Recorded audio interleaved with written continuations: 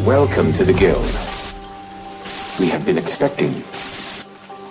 Please, follow me.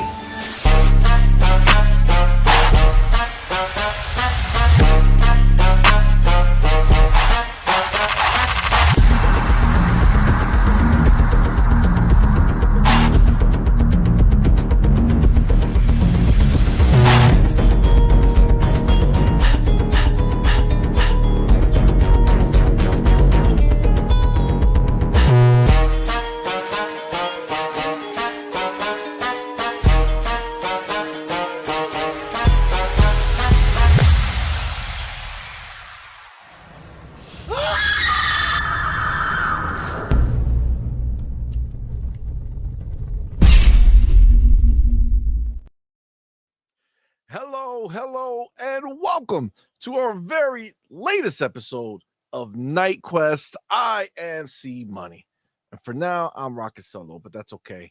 We got the homies showing up in a little bit, and the Doodle should be showing up a little bit, but it's time. I had to go live. That's what we're doing, man. So shout out to everybody here live in the building. We got a fun show for you tonight, and I gotta tell you, I saw what I have here. That's right. The title up above that says marathon gameplay was leaked. Remember, this is the marathon that's supposed to be releasing sometime by March. This is the marathon that was caught stealing. This is the marathon that we all thought was a joke, looked like a joke. Well, it's back. It's out. And we're definitely going to take a look, and we're going to have some conversation about it, because I feel like it's been enough time to make some type of progress. But as you can see on the thumbnail, that's an image from it. And well, let's just say is not looking great. So that's gonna be a good time. So we're definitely gonna talk about that, and then we got a bunch of other stuff to talk about. There's smaller things, nothing too crazy. Obviously, I always say that, and then we end up talking on some random shit for a long time. So we'll see where it takes us. But we definitely have some more things to talk about. But before we do any of that, you know how we do it here, man. I gotta shout the homies live in the building, man. You guys are the shit. Thank y'all so much for rocking out with us, man. Appreciate y'all. But of course, you know that we have to shout out our supporters over on Patreon and YouTube, and our elite members. Of course, we have the homie Big Boy Mike, Dark Angelic, and Queen Witch. And then we have our inner circle members, the homie Pragmatic Eagle, Hargy Chani, and Marvelous Marvin. And then you have the October champions. Most top threes in the month was from our homie Dark Angelic. Most first super chats was again the homie Dark Angelic. The biggest super chat was from our boy Mad Leprechaun, and most biggest super chats was again Mad Leprechaun. This is back to back for both. And then we got the top three most gifted subs: Lotus Esprit, Ryu Art, and Hargi Chani. And then the most subs gifted at once was from the homie Lotus Esprit. So shout out to her or him. Yes, her. My bad. That being said, guys, I know when you guys saw this go up, there was like 50 different like links to click on. So I don't know what's going on with StreamYard. We have they've been doing a lot of cool things, a lot of updates, and one of the things that they did, which is really awesome, is they went ahead and did this like split scenario, so you could actually stream on the regular full screen, but then you can also stream to like the vertical panel. So if you're watching on your phone, you can click on the vertical one instead of the horizontal one. And so for whatever reason, it seems like when that happens, everything goes crazy. Everything goes horribly wrong. So so that's why you see a bunch of the different options. It creates a bunch of them. So I had to go in there and basically find the ones that were correct and then delete the other ones. So I know like some of you guys were in one of the groups, and I had to delete it on you guys. So I do apologize. But I did keep track. So I do have the actual, list of everybody who was, first, second, or third. So that is there. So that's not going away. But I do have to do this very quickly. Go here. Go here. Okay, beautiful. And like that, what the oh, wait, did I? Oh, I went. I went to the wrong one. My bad. Sorry. I was gonna drop a nice little surprise, but this joke was on me because I completely was in the wrong place. So let me do this again. Go here. Go here. There we go. There we go.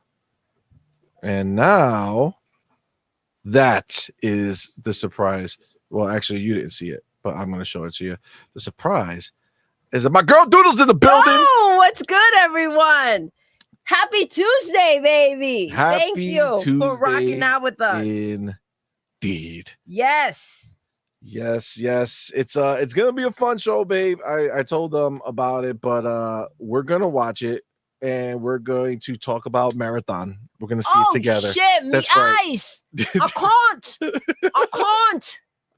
It's not. I mean, listen, it's not gonna be for those the faint at heart. You know what I'm saying? If you need to wear some shades or something to cover up your eyes, that's fine. That's cool. I get it.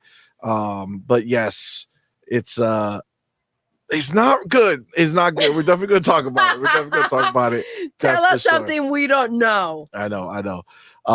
Fucking Marathon out here acting like it's somebody. Seriously. It's pretty bad. It's pretty bad. But again, we'll show it, we'll talk about it, and then we got some other stuff to talk about. But I did tell everybody here that I got the correct order of people who came in. Awesome. But unfortunately, when this new system is in play, it makes a bunch of links and they're all incorrect except for 2. So I had to delete ones and stuff. So, but I got it right. So this is official when we do talk about it. That being said, you know how we do here. You guys live in the building. You guys are supporting us in such a major way, man. And we appreciate each and every single one of y'all for rocking with us. So thank y'all so much for being here. Shit. Abuse already? I didn't even get started, bro. I don't know what happened. Go to our boy E-Ranks. This has to be seen. Oh my God. All right, hold on. What's up, my man? E-Ranks. Turkeys are having a better week than Marathon. Oh shit. Yo, I mean, those are bars, right? Those are bars. Oh my God. That is the way. It's crazy, but it's the truth.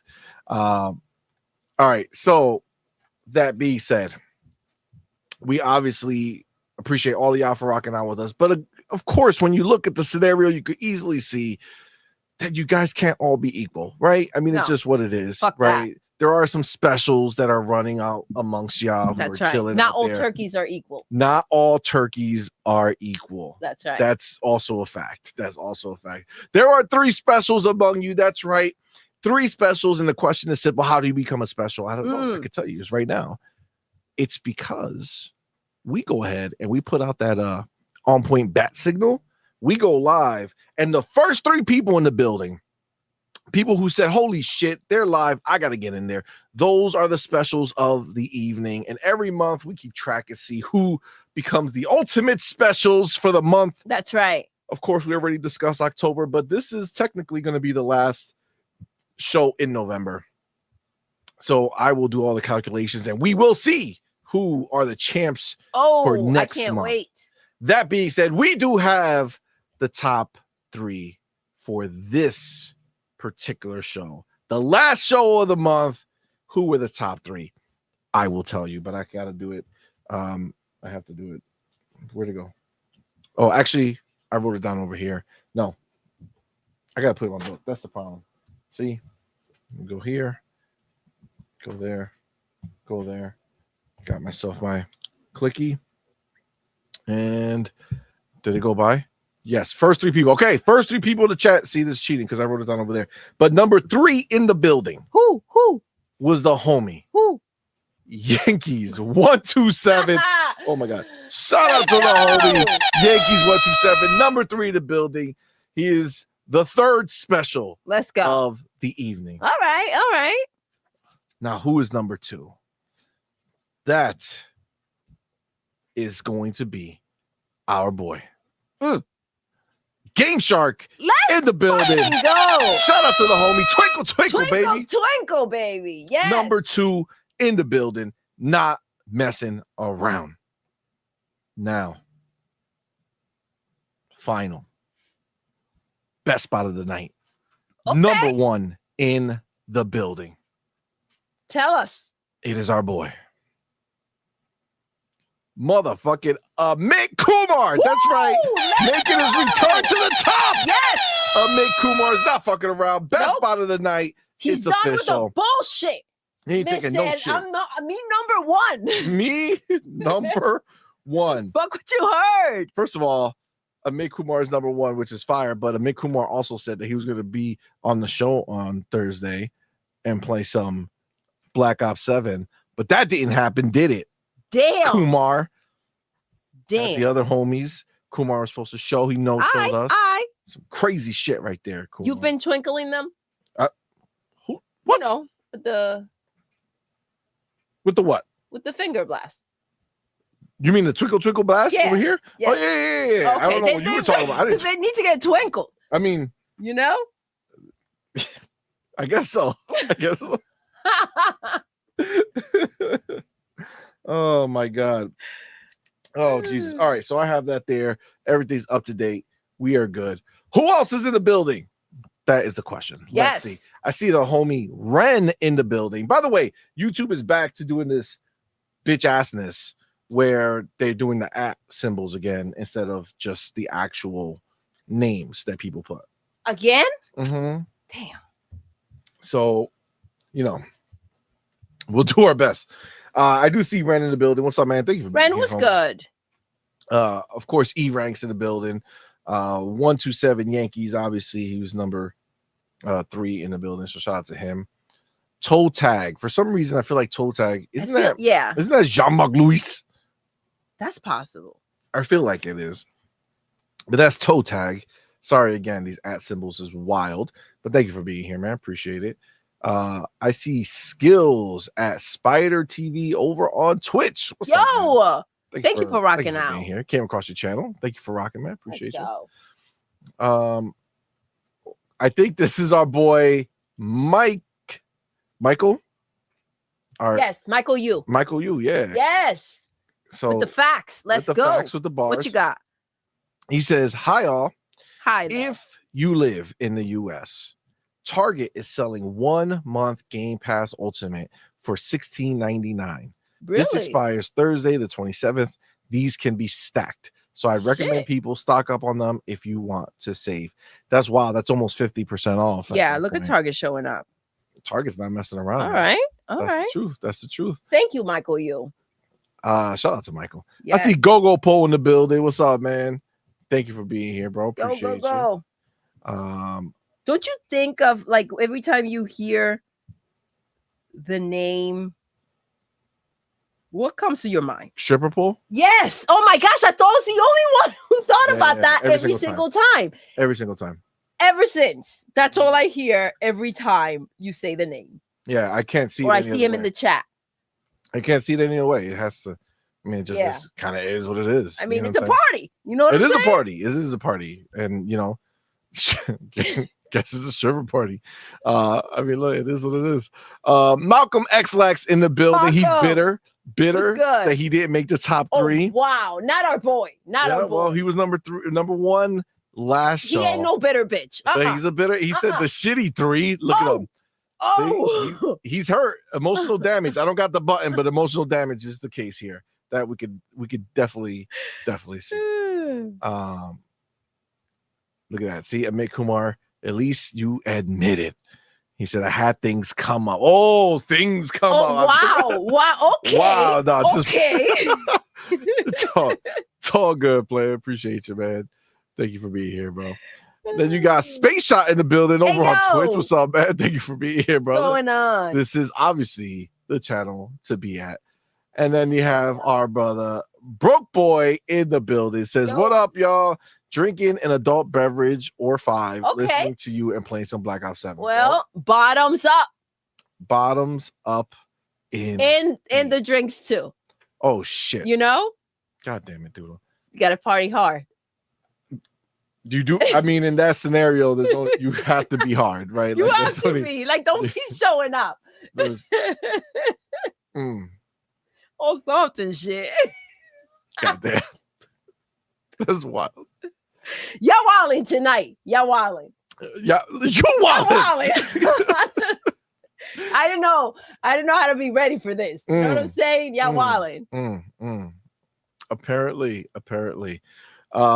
We have the motherfucking homie Razor Ultron in the building. Shout out to the boy. Go ahead and pop it right there. My dude went ahead and gifted an On Point for Gamer membership, man. Shout out to you, bro. Appreciate you, man. Y'all know what to do. Tell him, baby. Put the motherfucking welcome to the family emoji in the chat. Yes. Welcome our newest member, man. We appreciate you for rocking out with us. Thank you so much. And of course, our boy Razor Ultron. Go ahead and pop that right there.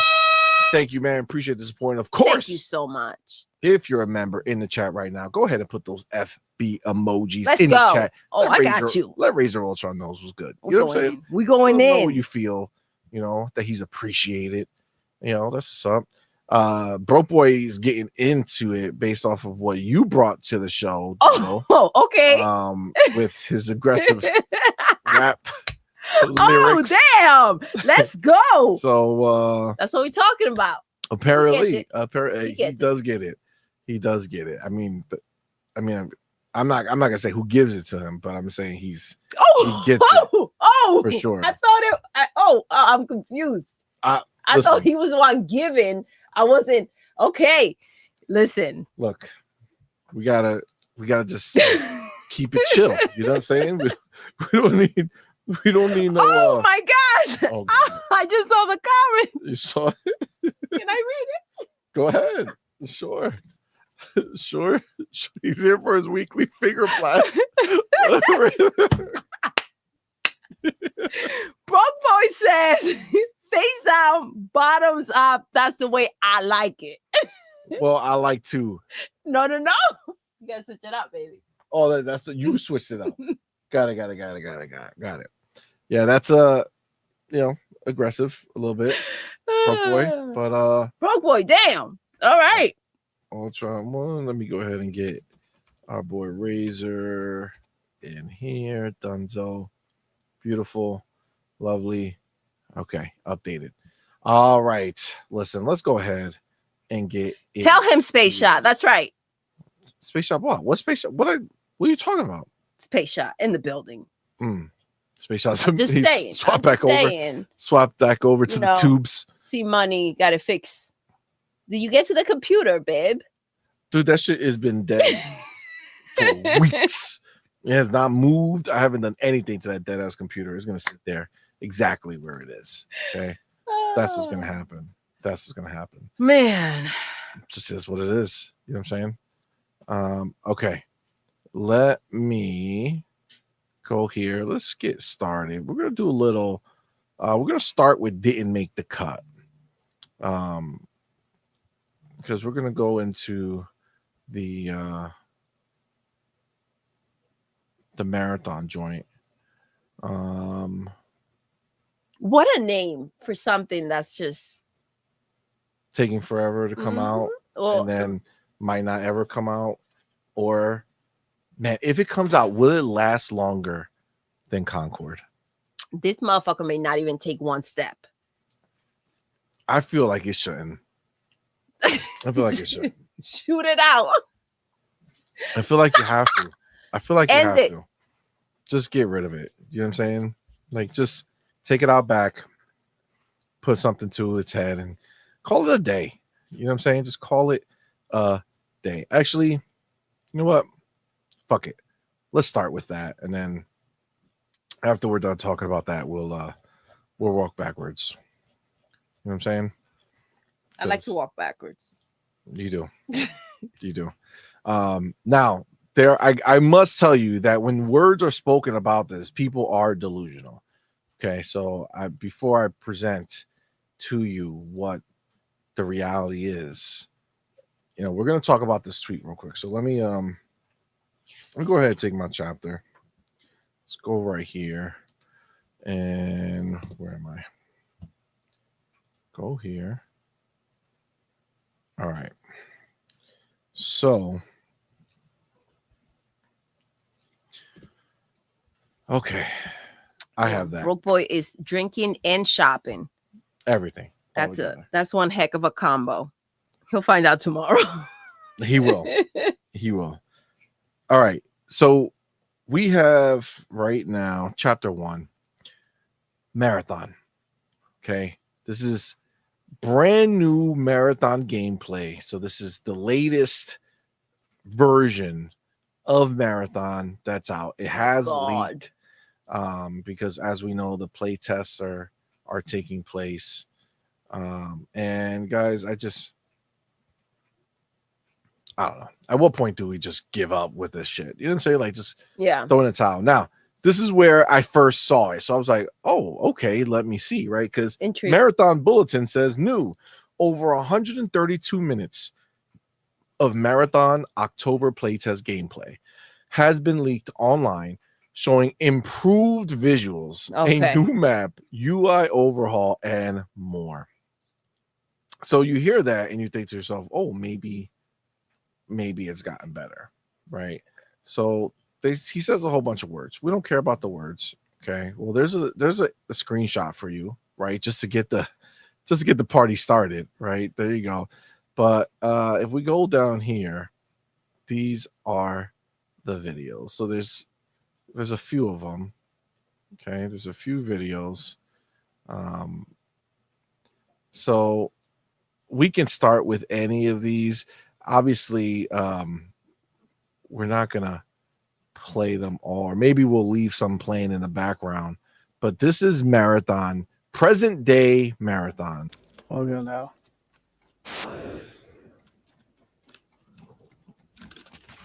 See if we can put that to 4K. Oh shit, it took me.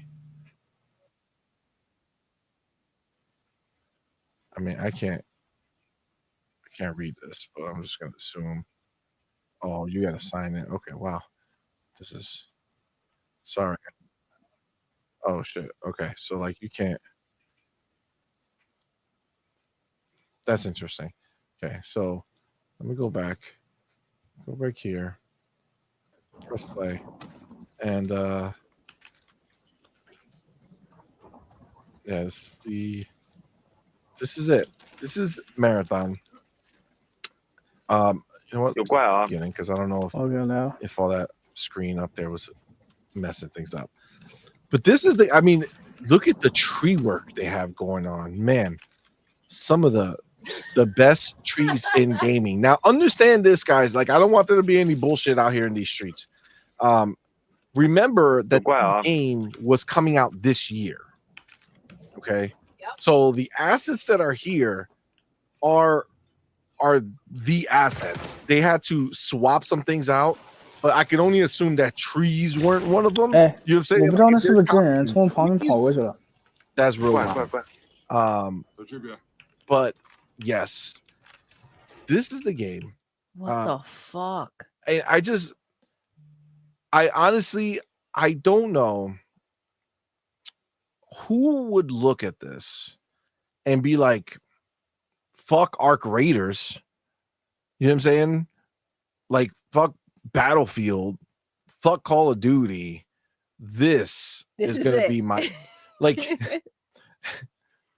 yo, it just looks so, first of all, it looks not good at all visually, but then it just looks like so boring. Like, it looks so bad. So foggy. Like, it's almost like they're putting that tinted glass on for you so you don't have to suffer through it. It's, you know what's rough? It looked better before. And it looked like ass. Yeah, I mean, like I'm like, I don't know. Do you have the video from what they had out there before? Because man, I feel I'm watching this and it's like it can't get worse than this. Like, so I feel like they just deleted all like the signs and shit that they stole. So now all the walls are just naked instead of having like signs and shit on it, like the iconic, like the little triangles that they put the all over icons the they had. freaking place. I feel like we had a lot of, you know, magenta and like a blue in there and neon green, and now it's like it's worse than, like, come on, man, bring some life to it. This is really bad. This is really bad. Like, again, this is not like how much early money have they footage from a poured game into that's this brand shit? new. I don't a lot. It wasn't like, I don't know, probably hundreds of millions at this point. I don't really know how high, but a lot. So this is embarrassing. Again, this is not some leaked footage of alpha gameplay from a game that's like years away. This is them trying to figure it out. This is them having people test out the game and getting feedback and trying to see if there's anything acceptable that they can put out there. This made Ghost of Yotei look like a masterpiece. This is ridiculous. Damn, that's pretty damning. Yeah, that's pretty damning. Marathon's gonna be the little bitch I couldn't. You know, little bitch that couldn't. I mean, honestly, Concord, for as shitty as that game was, looked way better than this. By far, way better than this. And if that died, 现在我们在玩一款叫做马拉松的游戏。 It got murdered. I feel like sometimes it's better to not even get things going. So like to put this out there, I don't know, man. I'm just pull the plug. Right? Like, just get it out of here. Yeah, it's not, I can't imagine this picking up and doing much of anything. I don't think so. It just seems also like very like uninspired, which is crazy because they stole the assets from the first version of but the game. Problem is that the shit they stole was ridiculous. Like, even then we were wondering before we even knew that this art was stolen, like, what were you guys thinking? It just looked like a bunch of kindergarten shapes that were just grabbed from a kindergartner and placed into the game. And then we find out that they couldn't even come up with that concept. And this is what's left when they take that out. So who is working on this shit? I don't know. I feel like if you hand me a crayon, I can do better than that. I mean, honestly, that's not far from like the truth. I don't know. Maybe it's just like, you know, they gutted Bungie, right? Like, they took a lot of people out of Bungie. And you know, yeah, but they took people out that were left, but like that were left there. Like, meaning they've been stripping down Bungie for a while now. And I mean, that's true. Here you go. This is what's left. And this is why Bungie's got to go. Damn. I mean, it's sad, but is it though? Pull the plug. Oh, shit. Pull the plug. I think I speak for everybody when I say that. Listen, and you know, I don't like holding back, but I'm just saying, I think I speak for the whole chat that we, instead of watching this, we rather have a dick stuffed in each one of our eyeballs and deal with that than to look at Marathon. That is. Tell me you don't rather be dealing with that. I would not. I would not. Okay. I would not at all. At all. No. I don't know. Maybe Farrell will. I don't know. No, right now. What's up, my dude? Yo. I would take I would do the Sony challenge and stare at Marathon till my eyes bled. See, I don't want to bleed through my eyeballs. So yeah, that's not we'll take option one. Yeah, that's aggressive. That's aggressive for sure. But Oh yes, shit! E-Rank says he'd rather look at Marathon. All right, all Yeah. right. yeah, I think we're.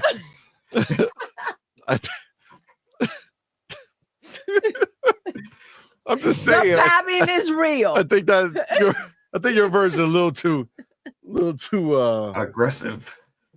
I mean, maybe because of the thing that would be going into your eye, you know what I'm saying? You love it so much. So I can understand that. But I don't think any of us would be like, CMoney. but I mean, You know what I'm I just mean? saying, like, that couldn't even be an option. You know what I'm saying? For I think most of us. Shout out to my boy Ryu. Why you already said Says no no deep for deep me. Yeah, that checks out. That checks out for sure. Oh my All god. right. That's hilarious. That's hilarious. Seems like not many are on board. I'm gonna take that whoever's staying quiet agrees. All right, that's gonna be the deal. Everyone who stay quiet, the majority of people are willing to not watch Marathon and Probably instead not. Probably Mm. not. Pharaoh, I don't know if you see. First of all, shout out to the homie Pharaoh. Thank you for being here, brother. thank you for rocking out. No problem. No problem. Busy Happy time. to be here. Times. Yeah, This man. chat is walling out. Well, Pharaoh. because you told them about wild. putting a penis in their eye versus watching I never Marathon. said No, anybody. she didn't say I. I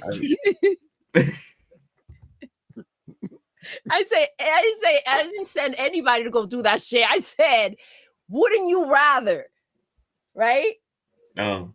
It was a would you rather game, all right? Apparently. It's close though, says he. Right? See, I know my people. They're like, let me type. No way, Jose, to the D. But in reality, where do you sign me up? You know what I'm saying? I don't know. So Pharaoh, what you see before you is the leaked brand new gameplay from Marathon. The game that was supposed to be released already, I think, at this point, right? The original release date would have been already happened. But instead, because they were caught stealing and everybody hated the game, they went back to the drawing board. And I mean, again, I don't know if you've been able to see much of it. First of all, this is the PC version, right? So this is gonna be the best looking version that they're gonna have. There's a such thing. Well, meaning if it's bad, just consider that it's gonna look worse than this on the console, right? But yeah, I mean, again, for me, I look at it, it looks ugly, number one. And then on top of that, even though those other signs that they used were ugly, it's ugly as shit. This is some ass shit. I think it just, the fact that they stole those assets kind of tell you everything you need to know, because what's left over, I didn't like what was there, but what's left over is even more like uninspired. It looks worse than what they originally showed. Exactly. It's worse than it was, and that's not saying much. That's not saying much at all.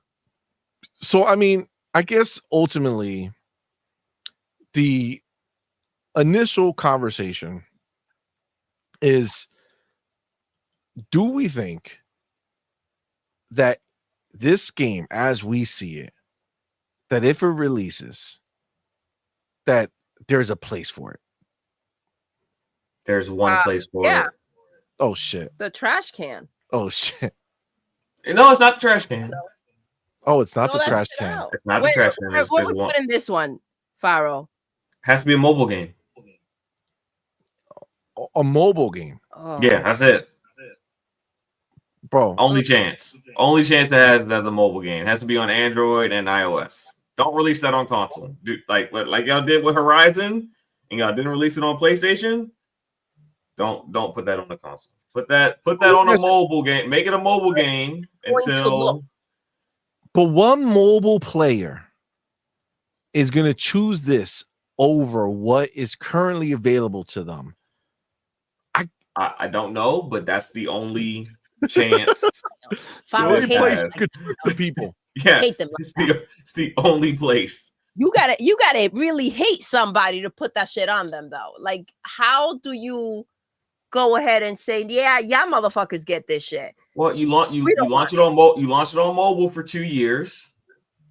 You fix the game as much as you can in those two. If you're gonna release the game, that's what you got. You got to put it on mobile for like 2 years, fix it as much as you can, and then roll it out to PC and console. That's the only chance this game has. You can't even early access it on Steam. You can't even do that. Like, no. That's real wild. Like, I can't even see it succeed in that scope. I say shoot the bitch. You know what I mean? Like, you know what I'm saying? Like, sometimes when you watch a game, right? Like, you could see some redeeming qualities, right? Where you could be like, all right, I don't think I'm gonna like it, but I can see this, right? Like, even the gunplay just looks like basic, bland. You know what I'm saying? Like, at this point, what are you even? You're right. There's nothing you can say. Oh, but at least they, or like, but this. There's nothing that you can look at and say this is where the time has gone, right? Like, sometimes a game may not necessarily, you know, maybe the world will look amazing. They slacked off on like the characters or the gameplay or swap out, but there's nothing here that you're seeing that draws you in. Maybe is there music? Probably. I mean, the gameplay looks a little bit better, but it got stripped of so many art assets that the game just visually, like, it looks bad. Like, it looks a lot worse, especially when you get out of these buildings and you're out in the open world portion. It looks worse. It looks so bad. Yeah. Like, so it's I mean, so the gameplay probably has improved a little bit. But I mean, I think anybody who can think of this game, I mean, worst case scenario, it's still Bungie, right? Like, they would have had to, like, delete all their shooting code and just start from scratch to really fuck that one up, right? Like, lost it for me. Like, I prefer like Call of Duty and 343 shooter. Like, for me, Destiny, like, Bungie lost their crown to their credibility 343 for me. Like, if you look at the shooting on like Halo Infinite, or you look at the shooting at Halo 5. Halo 5 was crazy how good it was. So for me, like, Bungie really, like, the allure of the Bungie name used to be gameplay. Like, the shooting was the best at the time. And they like lost the crown, right? So for me, it's like it looks as good as a Bungie game can look as far as the shooty bang bang goes. But outside of that, like, movement animations look like boring, right? And I don't know. I really don't see anything that kind of gets me like going, like, oh, maybe I'll be a little more interested. I just can't see it. And honestly, with how many are out there now, right? Like, with how many shooters are out there, this is an extraction shooter, right? I don't see how this would ever dethrone Arc Raiders. I mean, that's tough. Like, it has to be a mobile game at this point. They would have been better off, the way that this game looks, they actually would have been better off, like, dusting off Concord, replacing all the characters with, like, waifus and other, you know, visually pleasing characters, and just throwing that back out there, like, hey, Concord's back. They'd have been better off doing that than and whatever they wasted their time on doing that's this. Not dead. Maybe something that's not dead, right? Like, that would be, well, everything's dead over there. That's the problem. Everything is dead. That's the idea that you guys are talking about, a possibility of this fitting somewhere. It's crazy to me. It's just mobile. This That's the only cannot hope. possibly be the expectation from PlayStation first party. I mean, this is the thing. Bungie was on its way down, right? So for whatever reason, I don't know if it was just a deal that was brokered on the back end. Like, I don't know if Jim made a deal to, if he bought Bungie, he would get some type of bonus. I don't know. There had to be something taking place because Bungie was on their way down already at purchase, right? Like Destiny was already, the best days were behind it, right? Like it was there a panic was buying. well, I believe that, but I feel like knowing that they were so bad and then having Jim Ryan come out and say heinous shit like this is a better purchase than Call of Duty, you know what I'm saying, than Activision will be. Bro, I don't know how Bungie was given so much power. And it's crazy because they saw Arc Raiders. Like they get to see games pretty early. They saw Arc Raiders and they chose to give $4 billion to Bungie over whoever was. They probably could have got the developer for Arc Raiders for not even a third of that. That has to be. I mean, they for crazy for what. I mean, they could have got probably the studio that made Arc Raiders for like what, 500 million, and that would have been considered extremely expensive an extremely expensive purchase for them. But you know, between them and Firewalk, this is nasty because like, yeah, this just doesn't look good. I don't know anybody who's gonna really look forward to playing it. Even the diehard PlayStation fans who have given Sony live service first party a chance, they're not playing this. And then, like you said, they should focus on something else. Like they really can't focus on anything else. They killed the Great Web. It looks like that Fair Games game is not going to make it out the door. They don't have a lot of options other than to like literally scrap it. And you know, I think they tried to purchase that exclusivity agreement for Crimson Desert to kind of make up for it. But then when they said no, I think they tried to do some things, but were just, you know, told no. And now they're just, I don't know, stuck. Hopefully Ghost of Tsushima Legends will be better. I don't know. Ghost of Yote Legends, I should say. Yeah, wait, what'd you say about Ghost of Yote? The little Legends mode they're gonna drop, the little multiplayer. They can focus on that, maybe. I don't know. Bro, I just don't know what at this point, what is the reason for them to do any of this? You know what I'm saying? Like, why even bother to go through with this? I just don't know how they cancel so many games and this didn't make the list. To their credit, they are failing forward a little bit. From what we've heard, live service now accounts for 40% of their quarterly revenue. So they are experiencing some success. But it's not from first party. No, they are talking. They said first party live service revenue was like 40%. So I guess, you know, like MLB The Show, Helldivers, and that's pretty much it. They consider MLB The Show, Helldivers. I guess they consider those two games are really carrying. So they're failing forward a little bit. There's nothing else. No. What else do they have that's live service? I don't know. I guess the new Horizon game will hit, and we'll see how that does. Well, I mean, that might actually do decent considering that it's going to launch on platform. It's not on PlayStation. Yeah, exactly. Yeah, it's not launched on PlayStation. Then you got the little Ratchet and Clank game that's launching everywhere else as well. So, is the Ratchet and Clank game out already? Did they launch it the day that they announced it? I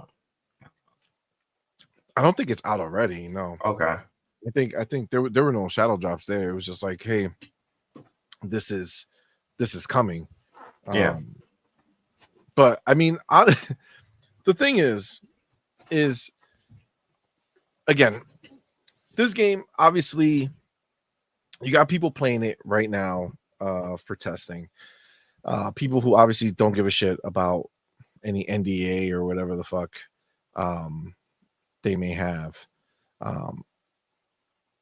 But at this point, like, who cares about Bungie, right? Like, if you fuck around and get caught, it doesn't matter. But the fact that they brought this, like, they leaked it, they put it out here to let us see, dude. Like, this is supposed to be coming in a matter of a few months, right? Like, it was supposed to be by March. Am I not mistaken that it was announced like by March? I just know. I think when they had that fireside chat, they said it was gonna come relatively soon. But there's like not much room, like time frame wise, to make this much, like to make it much better, because it's just like fundamentally, it's not like, oh, this is just like a little off. So it's not like, it's everything, the environments, the buildings, the lighting, nothing stands out. Nothing. Yeah, go get your money back if you pre-ordered this. Go get your money back. Like I can't now. Let me ask you this. Actually, before we do that, let me get the homie Broke Boy to the building. Shout out to you, man. Thank you for being here. Thank you for being first super chat tonight. That $2 super chat says, does improve map mean remove stolen artwork?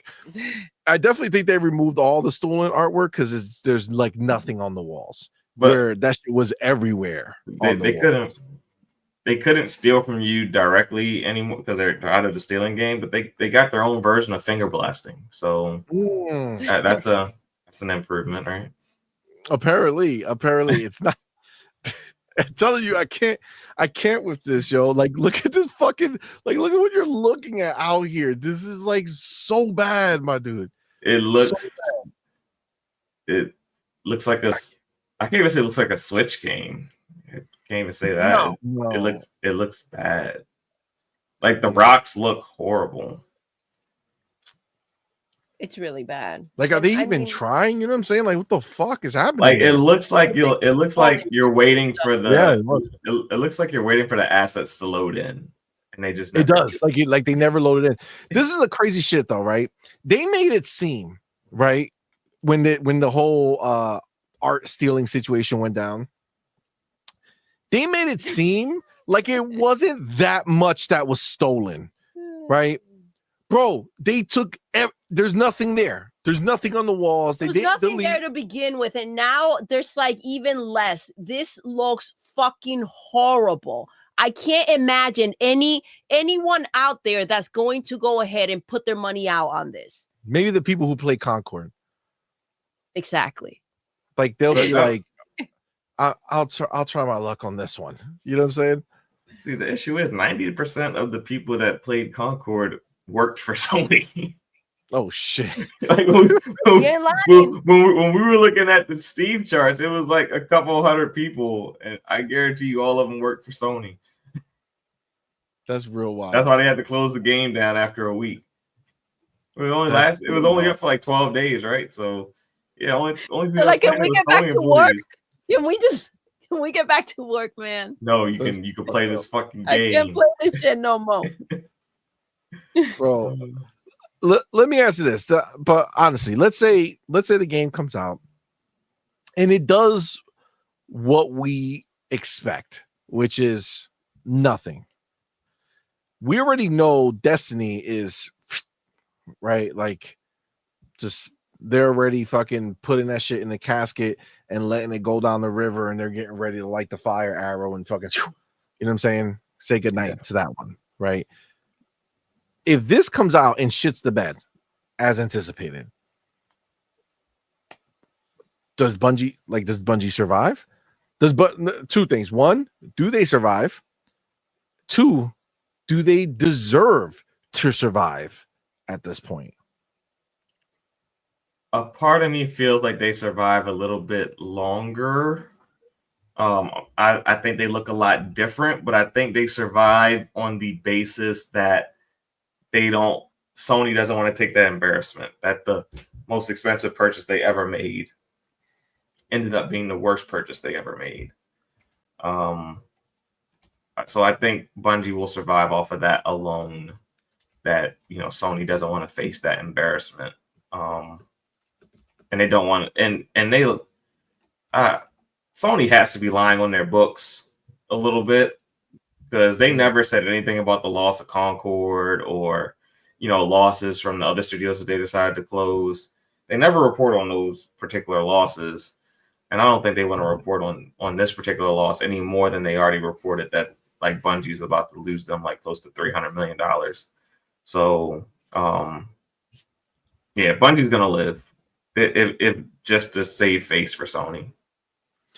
But okay, so all right, so you think they're gonna live? Before we dig deeper, Doodle, what do you think, baby? Do you think Bungie survives this? And if they do they deserve to survive?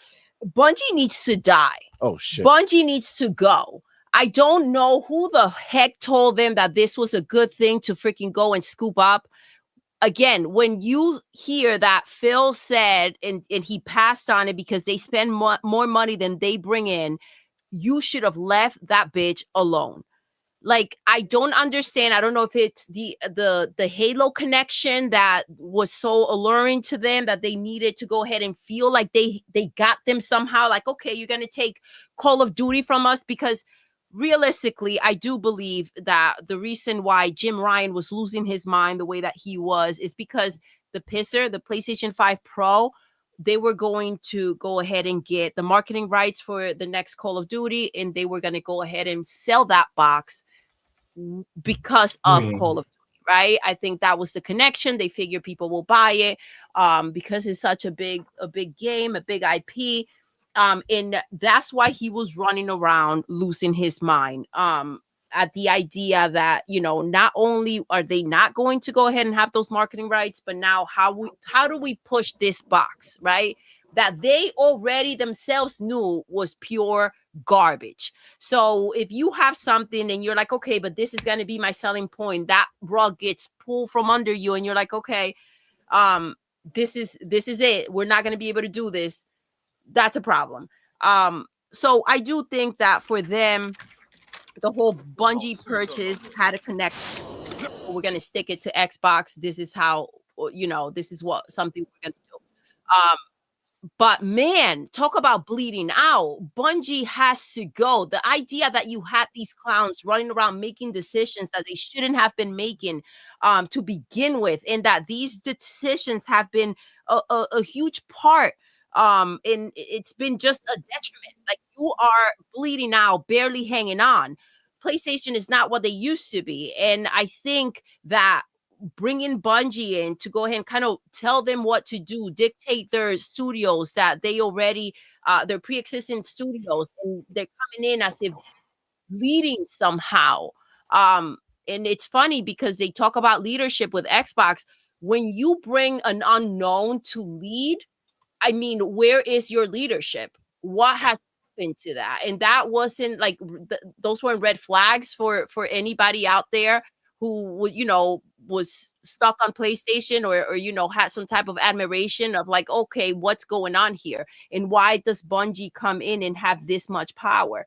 No, when you keep shitting the bed, it's time to throw out the mattress. Like, I hear you, but in this case, it's like Bungie is that person that your friends told you not to date, and then, you know, like 5 years in, you know, the baby comes and you realize that it's not yours, and you come to find out you got the clap on top of it, but you don't want to leave them because you don't want your friends to be like, I told you so. That's what Bungie is. I mean, that is a very. Did you experience that, Pharaoh? No, I did not experience that, but it's very similar to what Bungie is to Sony. Oh my god! I don't know. Like, for me, I feel like I don't see the value in having the studio as an entity, because they can't do Halo. Destiny, I don't know if they announce tomorrow that they're working on a new Destiny. I don't know if that changes anything for them. You know what I'm saying? And I don't know if PlayStation would look at what has happened to Destiny 2 and consider that something to say, okay, let's do this huge investment and, you know, let's bring everybody back, or let's go ahead and entice people back. Like, I don't know if they do that. I don't know if that's a scenario that exists for them. And I feel like all you need is their engine, right?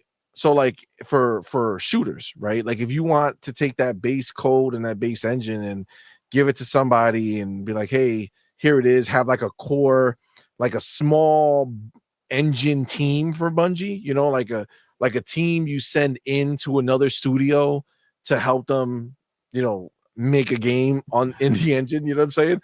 Like, it's like, can you trust anyone that like you need I don't know, is there anyone you can trust at Sony, I mean at Bungie, to make another game for you after this? I just don't know, bro. Like, I don't know. Like, there's almost zero chance that this thing becomes big. You know what I'm saying? Listen, just on the idea that they were out there stealing, like, that's it. It's dead. We're done. We part ways. You stole art. You stole music. You got us in this situation. Like, this is messy as fuck. Yeah, and like, the real question, pull the plug. Shame on them. And it's like, I get it. It's embarrassing. We're all over. Like, we seen what's going on. This is not happening behind closed doors. All right. So, like, what's embarrassing is the situation that they keep putting themselves into. And it's like, come on, man. Like, I get it. You know, the baby ain't yours. But like, at some point, you got to stop looking like a fucking fool and leave the bitch. I think that's ultimately the hardest part of it, because there is so much history, right? Like, it's a studio that's been around for a very, very long time. And it, to a lot of people, has a lot of meaning, right? Like, at least it used to, right? Like, Halo is my favorite franchise ever in gaming, right? And Bungie is the reason, right? But the problem is that we all know that this Bungie is not that Bungie. Yes, cry me a river. You know it's over. They're not the same. You know, that was before she ran to the streets, got used up, and then decided that she wanted to get wiped up again. And then now Sony got to deal with Sony sells the Bungie name. Let somebody else make their own Bungie. I just don't think they can. I think the most they could do is get a Destiny TV show going, get a Destiny something going. Have they announced that? They announced it when they purchased them that they wanted to do transmedia with, you know, some of the Bungie IPs. So, I mean, maybe that. The thing is, they've announced a lot of movies, a lot of shows, and, you know, things that they're planning to do, and that wasn't brought up. So, unless they've put a pin on it, I mean, it's possible. It's possible. It just doesn't seem like it makes any sense, you know, to keep them. You know what I'm saying? To keep them alive, let alone keep them. Like, I don't think it makes sense to throw them back in the world. I feel like they're just gonna bamboozle people. You know what I'm saying? Like, they're like a convict at this point, right? Like, it's already known they played Sony, right? Like, Sony made the stupid decision, believed them, trusted them, thought they were going to be able to do something. They didn't do shit. They took their money, ran, and left them with literal, like, trash, right? So, like, how do you, with good conscience, let that studio live? You know what I'm saying? Like, why would you let them live? This is the problem. What? When you go ahead and you think of that, okay, why do you let them live? Like, they themselves know they're dead. When you're willing to put out this type of work, like, what's left of you? You have sorry to tell you, you have no pride in what you're making. You can't figure out how to put this together. I think we got bigger problems. Agreed. If the highlight of your game was what you stole and it wasn't even worth stealing, like, what are you doing when it comes to your name and your work? You have single-handedly like destroy your any legacy that you could have possibly had. You don't go out there and say, well, you know what, I'm gonna I was on the right path, but I'm gonna start selling drugs and shooting out places, and we'll see what happens. No, you're gonna get caught, and when you get caught, you're gonna get into some deep shit. Like, you have to not give a fuck, right? So I think that they're on the we don't give a fuck stages. We're not what we used to be. There's nothing left. We're drained the fuck out. That's it. God damn. Yeah, at this point, I think, I mean, it's a mess. I don't know what they do with Bungie from here. Yeah, like, don't you think that if they had something worth living for, and I don't mean literally, but like something worth it, they wouldn't go ahead and put something out like this, because this is our image, right? This is our name. Well, I think it's out of there. I think it's even out of Bungie's hands at this point. It's like PlayStation saying this game has to come out. Well, yeah, but they had the time, they had the money, they had the resources to go ahead and make something worth putting out that represents them. And this is what you've got. Well, the issue is that they showed it off to Sony, and Sony said, "Oh, this looks amazing. We need this. We need this game so badly that we'll give you $4 billion to have it be ours." So they saw this game. They saw this game years before we saw it, and they thought that this was it. So at this point, you got to start looking at whoever those decision makers are. If it's not Herman Hulst, then everybody who played a part in the decision to buy Bungie should be on their way out the door. It shouldn't just be a Jim Ryan thing. It should be everyone who greenlit these acquisitions should be gone. Sometimes you sell them on a dream, right? And then when you expect a certain level of, quality of work when it's being delivered. And obviously that didn't happen. No, it did not. So as much as they went ahead and they thought, yeah, this may turn out to look a certain way, right? The idea of it, yes, that's cool. It has to still be delivered. And as much as, maybe they sold it well, but whoever worked on this game, it's on them. Again, I can pitch you an idea, but I also have to deliver that. So sure. I don't fault them too much for the thought that, oh, maybe this could be great. The team that's going to be working on it will make sure that it is. See, the thing is now, like in the past, they had Yoshida and Sean Layden, who, for whatever issues they had, they were also gamers. So they actually got to play a game and actually had an understanding of what was good and what was bad. I don't think Herman Hulst and Jim Ryan or Nishino are actually gamers. So when they play something, do they really have an eye for what they're actually looking at to know if a game is good or bad when they don't actually play and have experiences with these titles? I mean, they're just businessmen, and there's nothing wrong with that, except they're making horrible decisions that is literally driving their brand into the tank. And there's only so much longer that people are gonna support first party if this is the quality of title that they keep getting out. They'll support the box because the box is all they know. But you're like, no one's gonna care that PlayStation makes games anymore at some point if it keeps getting to be something like this. And the one or two big games you release a generation, they only come once or twice a generation. Because what happens when people are already getting tired of Spider-Man?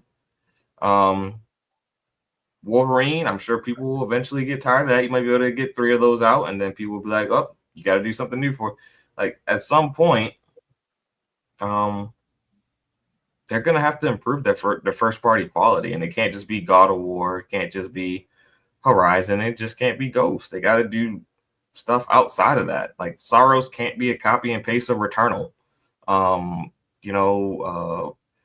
You can't go back to making Sly Cooper. You can't, like, it's like they gotta figure it out. because it's not looking from a first party perspective. It's just not looking very good. I think that's the bigger piece of why this is so like fucked for them, is that this is like just one of many problems, first party problems, right? Again, PlayStation as a store, they're living their best lives, they're making all the money that they want to make, right? PlayStation as a first party publisher, first party developer, not so much, right? I don't like it. The reality is everything that they've made this generation has done worse than the previous generation, right? Every single one. Not one game did better. Maybe technically, if we want to be really, really technical, even though they're not first party, but as a first party publisher, Helldivers 2 was the only success, right? Because obviously it did way better than Helldivers 1. But outside of that, which that thing launched on PC, and is now on Xbox as well, right? So outside of that, no other game has done better than the previous generation's version of the game. And we're not talking about, like lifetime, right? We're talking the pace, obviously, right? And again, I don't care what, like, people try to say, oh, well, there's more, bitch. 70 million, 80 million, you're only selling 3 million. Don't tell me there's more. Everybody who was hardcore for PlayStation has a PlayStation 5, right? Like, that's just what it is. You've already tapped out your hardcore market. Very, very few people remain who are going to be considered a hardcore PlayStation fan who would buy a new PlayStation. All your big players already have them. So if your game's not doing good now in comparison, then it's not doing good. And I know a lot of people, they sit there and they want to say, oh, well, they still sold, and it's still about how much they spent versus how much they made. Profit, yes, profit is great for sure. But this is a franchise, right? It's a franchise. So when you have games that are franchises, like your Ghost of Yote or the God of Wars of the world, they will, no matter how you cut it, no matter how you want to feel better about it for yourself, no matter how you want to self-soothe the situation, when they go from game to game, right? The big tagline, I remember Gears of War, right? The next one was like bigger and badder and all this other shit, right? Like, they're doing more, they're spending more, not doing less and spending less, right? Like, that's not the trajectory of sequels, right? So to have a game that was very popular the first time around, right, come around the second time, and it's way slower to take off, and it's basically taking a month to do similar numbers that the previous one did in a few days, right? Like, that is not a good look for their future projections on another game, right? That's just the reality of what the thing it is that projections are really important. This is how they determine how they're going to move forward, right? So yes, the ponies don't care. Sure, they're making money. Sure, they're making money, but I think they do. I think PlayStation does. I think Hiroki does. Herman's just trying to collect that paper. However, this dude's just holding on for a job. He took that pay cut, and he's like, "Fuck it, put me wherever you want. I'll stay." So, because you're supposed to sleep good at night, right? You're supposed to sleep good at night knowing these tentpole titles are coming out. Like when God of War Ragnarok is coming out, the week that's coming out, you're supposed to sleep good all week because that's your big game. They'll shit there. I mean, look, the question, there's only one of two ways that the scenario can play out for the next game in these franchises, right? They could either say, all right, the game did worse than the first one, so we are now going to tone it down, make it a shorter game, make it a smaller game, spend less money, do similar quality as the last one, and that way, even though we have less sales, we're making more money. Or the very way less of a chance for it to happen, but it absolutely can happen, is that they can say, okay, we shit the bed, we went lower quality, we kept everything the same, and it did not excite people. So that's why our numbers went down. If we go ahead and spend more money and, double down on the franchise, go bigger, go better, maybe we get people back for number 3, right? Go full PlayStation 5, no PlayStation 4 lineage, and just do something really good, right? That can technically possibly be a way that this plays out. I just don't think so, considering every move you see PlayStation making is invest outside of gaming. I don't ever see them saying, let's increase the budget, right? Hiroki said they're great at making games, not good at making money. I don't know how the second scenario would help that cause, right? I mean, does that make sense, right? That they wouldn't. I don't know. I just don't see how they would want to do that. What do you guys think when it comes to PlayStation first party? Because that's ultimately where the biggest hit is going to come from this game. It's just another damaging, game released by PlayStation first party, which ultimately is destroying the idea of PlayStation being some high-end, quality publisher. Yeah. Right. Like their devs are just not performing. What do you think? What do you think about the scenario and what this ultimately will mean? For PlayStation? It hurts first party greatly, because at the end of the day, what ends up happening, even if it's not your own fault, Insomniac says, hey, I want to do this. And they say, we took this loss on Concord, Marathon's in the tank. Ghost of Yote, it sold well, but it didn't make up for the losses that we made here and there. And now we're expecting other losses from this Fair Games when it comes out. So unless this new Horizon multiplayer takes off and this new Ratchet and Clank mobile game takes off, I don't know if we're going to be able to approve the project that you want to do. And that's where it messes you up, because even the studios that can produce quality work, now their budgets are affected because other people didn't carry their own weight that Sony purchased. So they keep taking these L's. It affects your good studios too, because they can't get the same type of budgets that they need to make what they want to make. And that's where it ends up hurting them. Yeah, I get that. And that's where you end up with like this scenario.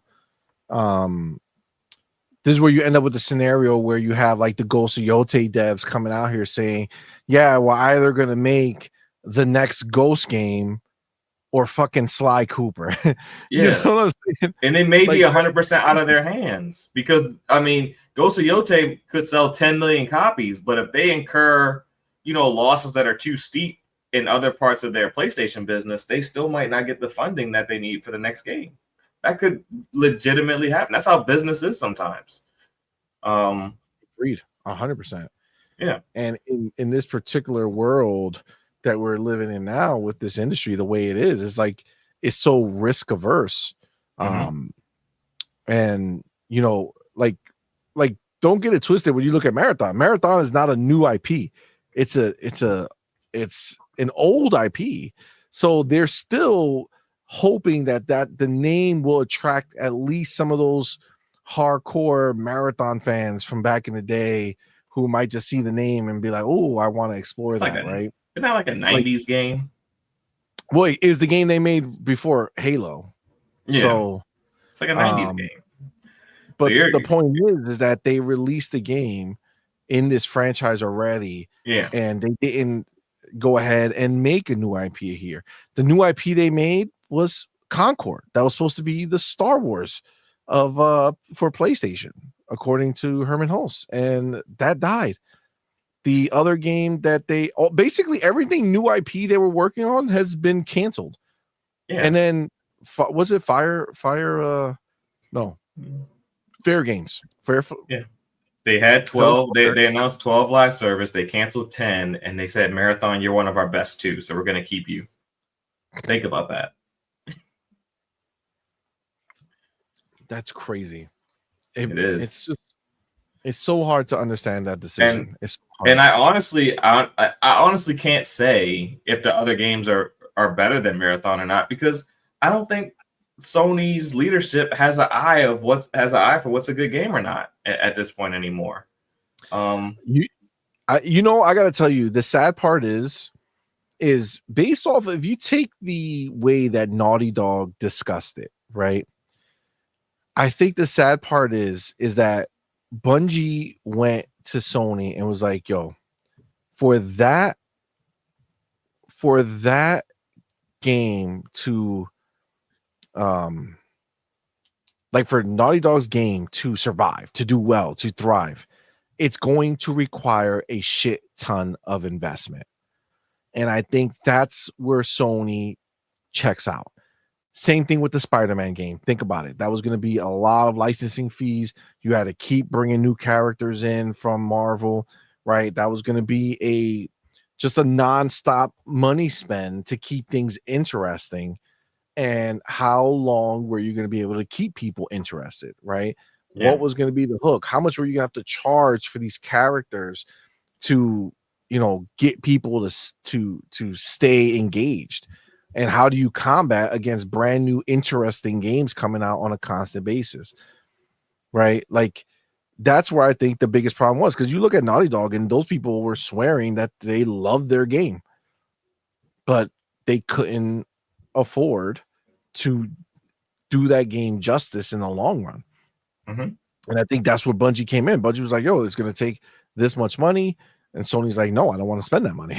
Like, again, it's so sad, because the truth is you see them actively investing outside. They're investing away from gaming, not more into gaming, right? Which is the crazy part. Before we get to Doodle, though, let me go ahead and get our motherfucking homie Ryuar Gaming in the building. Let me go ahead and pop that right there. Shout out to our boy Ryuar, who went ahead and gifted 20 on point for gamer memberships, man. Ryuar, thank you. Shout out to our boy. Give a little pop here. Y'all know what to do. Tell him, baby. Put the motherfucking welcome to the family emoji in the chat. Yes. Welcome our newest members, man. We appreciate each and every one of y'all for walking out with us. And of course, our boy Ryuar, man. Thank you, my dude. He wants more than appreciate you. Emoji. You know what you got to do. If you are a member in the chat, go ahead and put that motherfucking FB emoji in the chat. Show Ryuar just how much you think about him. You know what I'm saying? How much he means to you. All right. There we go. He's out here doing the thing. Go ahead and get our boy a little bit of that FB. You know what I'm saying? Get a little FB in there. So yes. So Doodle, again, this is some pretty damning situation that's going on here with the quality of Marathon. The future does not look good there. And then sadly, the future doesn't look great for PlayStation first party studios, right? So, I mean, do you overall, what do you think the impact is going to be from a game like this coming out and shitting the bed for PlayStation? I mean, it's just going to continue to kind of bring out their dirty laundry, right? The idea of what PlayStation used to be, we've been saying for a while, it no longer exists, right? And, people have been in denial about that situation. And I think that games like these makes it clear as day. You can't deny what the situation that they're in. Ghost of Yote, that's another problem over there. Yes, we do know that they're waiting just to see how people will respond to the game, to see how they're going to move forward. That's not a company that's confident and has any type of layout or roadmap as to how they're going to go ahead and keep that momentum. There's no momentum there. So they're trying to see if something will give back enough that will excite them into going ahead and doing more. Sometimes, Farrell brought up I believe it was the Spider-Man multiplayer. Mhm. And sometimes you do need to spend money to make money, right? So I do think that that would have been an excellent game that would have been highly supported if you do right by the IP. If you respect the IP and you deliver an amazing game and you bring in, more characters, fresh skins that people want to go ahead and scoop up.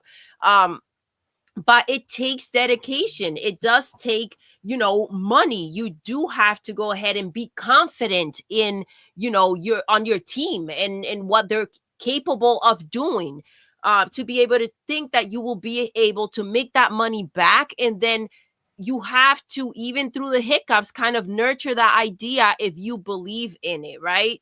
I think the problem is that they've leaned into the wrong things. So Herman sold him on a dream of Concord being the next Star Wars. Come on, man. Any clown could have seen that. Again, this is what I'm talking about, pitching an idea and selling something that they want to believe that they can do, right? And so they hope that it will be delivered. So I can't fault them for that, for thinking that, these guys maybe know what they're talking about and feeling like confidence on what some of these people are bringing to the table for them. But it wasn't it. I think the pivot, as great as it was to go ahead and dream for more, let's go ahead and make some really good big games, some gas games are going to go ahead and bring in that consistent money, right, from these players. Let's have something. We can do it ourselves. You don't strip yourself down. You don't go ahead and take everything away that you've had. Again, you add to your inventory. You say, this is what we're offering too, right? But you can't take away everything you had. And it's just, it was so easy for them to kind of scratch everything out. So I think that love or that desire or that fire that they saw in their studios maybe was dying out. We talked about, CMoney, you bring it up all the time about Insomniac, how they're just like on this hamster wheel, and Facts. PlayStation just has them making these superhero games. And it's like, maybe they want to do something else. Maybe they want to be creative. Maybe they want to get out of that cookie cutter situation in the preset game, right? Where people are already having a preset character, a preset idea of what should be delivered. Maybe they want to go ahead and be creative. And maybe that light was kind of dying out for that particular studio. The idea that they can't feel confident enough to say, you know what, Naughty Dog is going to put out Factions, right? They say they love the game. So Factions has been out. So Factions 2, that should be a no-brainer. What stopped them, right? Why are you spending money on Marathon when you can go ahead and use one of your studios that you should trust, right? That have delivered games like Uncharted, that has delivered games like freaking The Last of Us. Why can't you trust that studio and say, you know what? You deserve this, and we trust you enough to know that your game is going to go ahead and do great because you believe that the game is great and that you have enough of a fan base that your fans are going to come in and support what you have, what you're delivering. That confidence wasn't there. I don't understand why with Naughty Dog, right? And it's like, how do you put a studio like that, one of your top studios, and you sit them and you say, wait, listen, you got to choose between this or that? Like, how do you choose between the game that it's already made? You just have to like support. Obviously, more money will go into it. We can go ahead and move forward with that we've already invested in. So it's either between that or Intergalactic. Put that fucking game out. You already spend the money. You already spend the time. Why are we pulling plugs on something like that and letting Concord be out there looking stupid, right? Or continuing to work on fucking Marathon that looks like shit. Like, I don't understand where these decisions are coming from, but they have been detrimental to PlayStation. And the putting games out like baby steps and fucking Concord and now Marathon and Ghosts of Yote. See, the problem is that when you got a few people to still show up for something because they're a fan of, you know, the IP, and you're like, okay, well, you know, I love Ghost of Tsushima. This doesn't seem like that big of a leap, and this doesn't seem that great, but I'm going to support and give it a shot because, you know, I like the gameplay. Maybe that will be enjoyable, right? So they go ahead and do that. But the next time, you're not going to have as many as you had for Ghost of Yote, which again was a decline. You're not going to have those people show up for your next one. And why? Because they barely showed up for Ghost of Yote in comparison to Ghost of Tsushima. So the next round, you're going to have even lesser people showing up for that. So the same thing happened with God of War, right? So their games, their IP, they've been on a decline, and the new things are not taking. So either they've killed the IP, they're not doing as well, and they're hanging on by a fucking thread. And then here we go. We've got the new shit that is just not popping. PlayStation has absolutely no identity. So how do you confidently continue to invest on anything? You can't invest on the old. You can't invest on the new without getting slapped up. You can't say, I have 80 million boxes out there, but I'm only expecting, fingers crossed, for 1 million of these people to show up to 3 mil. That is an absolute loss. It's a loss. I don't care how you fucking cut it. I don't care if the ponies are happy with fucking 1 million to 3 million in sales. To Hiroki or anybody over there that feels like we have these amount of boxes out there, this is crazy. So the word embarrassing by keeping Bungie and not letting them go because that's going to be a bad look on them, they've been embarrassed. The idea that this is what you sell, this is what your IP can pull, this is the way you've got when you have so many boxes out there, your games are shit. Your games are shit. You can't make a game to save your fucking life. That's where we're at right now. You can't tell me that they're happy with that. I wouldn't be. I have no fucking skin in the game. I don't give a fuck what they sell or not. That's none of my fucking business. And I would be upset if I had anything to do with it. I would be fucking upset. And I'm questioning why the fuck, what is going on over there? The ponies are not seeing the fucking red flags all over the fucking place. Like, you cannot blame them for pulling plugs, and you cannot blame them for not wanting to make more than one game a year when the people that are buying the box are not finding the games that they're putting out appealing enough to go and pick them up. And I can't blame the consumers because right now there is so much out there. There's so much. And when you tell me that a game that came from Ghost of Tsushima and is evolving into Ghost of Yote, right? If you're telling me that going and having similar graphics and you not seeing something exceptional when we're literally going from the PlayStation 4 generation to the PlayStation 5 generation, and you're okay not being impressed with how much is out there and how much creativity, how many games we're getting, you're out of your fucking mind. That's not acceptable. That's not okay. And I don't have to have the back and forth conversation. You know why? Because the numbers show it. If people were okay with that, the game would be selling like crazy. And it's not. And there's a reason. Agreed. And it's even more damning when you do look over and see that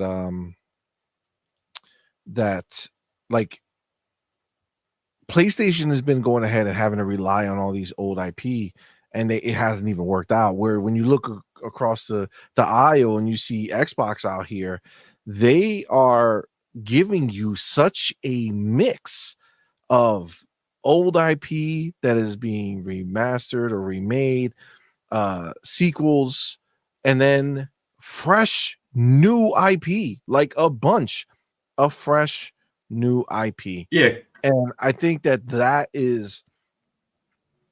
the crazy part, because you know, as a player, having high quality, right? Like a high quality bar that's set, but having fresh ideas and new experience is fucking dope. It's so good. And we've literally been kind of living in this almost like this wonderland of new IP and new experiences that Xbox has been providing in Game Pass and to sell. And it's like, again, you have the sequels like your Outer World 2 that's so, you know, well done and amazing, but then like you also have an equally high quality, high polished experience that's another RPG that's a brand new IP with Avowed, with brand new ideas and brand new experiences. Yeah. Right. And then they have, you know, the smaller games like the South of Midnights and the Keepers that are just such amazing brand new experiences, new IPs, new ideas, not your same rinse and repeat bullshit. Guys, I just like, it's so good, man. Go ahead. I was gonna say, for what those games are, they are not talked about enough. Like for the categories that they are in, they're not. And the crazy shit is that these developers want to go ahead and keep tabs on numbers. It's like, go check your own house, bitch. Go check what's happening over there and handle those numbers if you want numbers to talk about. 100%. I think that's the issue. I think, you know, when you have a well-rounded library and you see a company struggling just to get a fresh idea on something that they can put out that can maybe it's the chase for that right? Maybe it's the chase for that game that's going to go ahead and the Grand like, Slam. Exactly. The Grand Slam. Maybe that is the problem. Maybe they are so blinded by the idea that it just needs to be that one great thing that they're just dying out in that chase.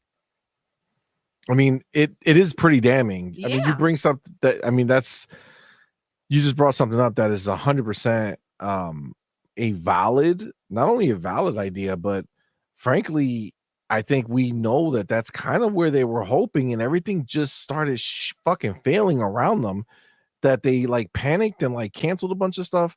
But it's like, you're right. You know, they want to kind of hit that home run, right? That, you know, just try to nail it and make something that's going to pop and be there. But I don't think that's a thing that you can try to make happen.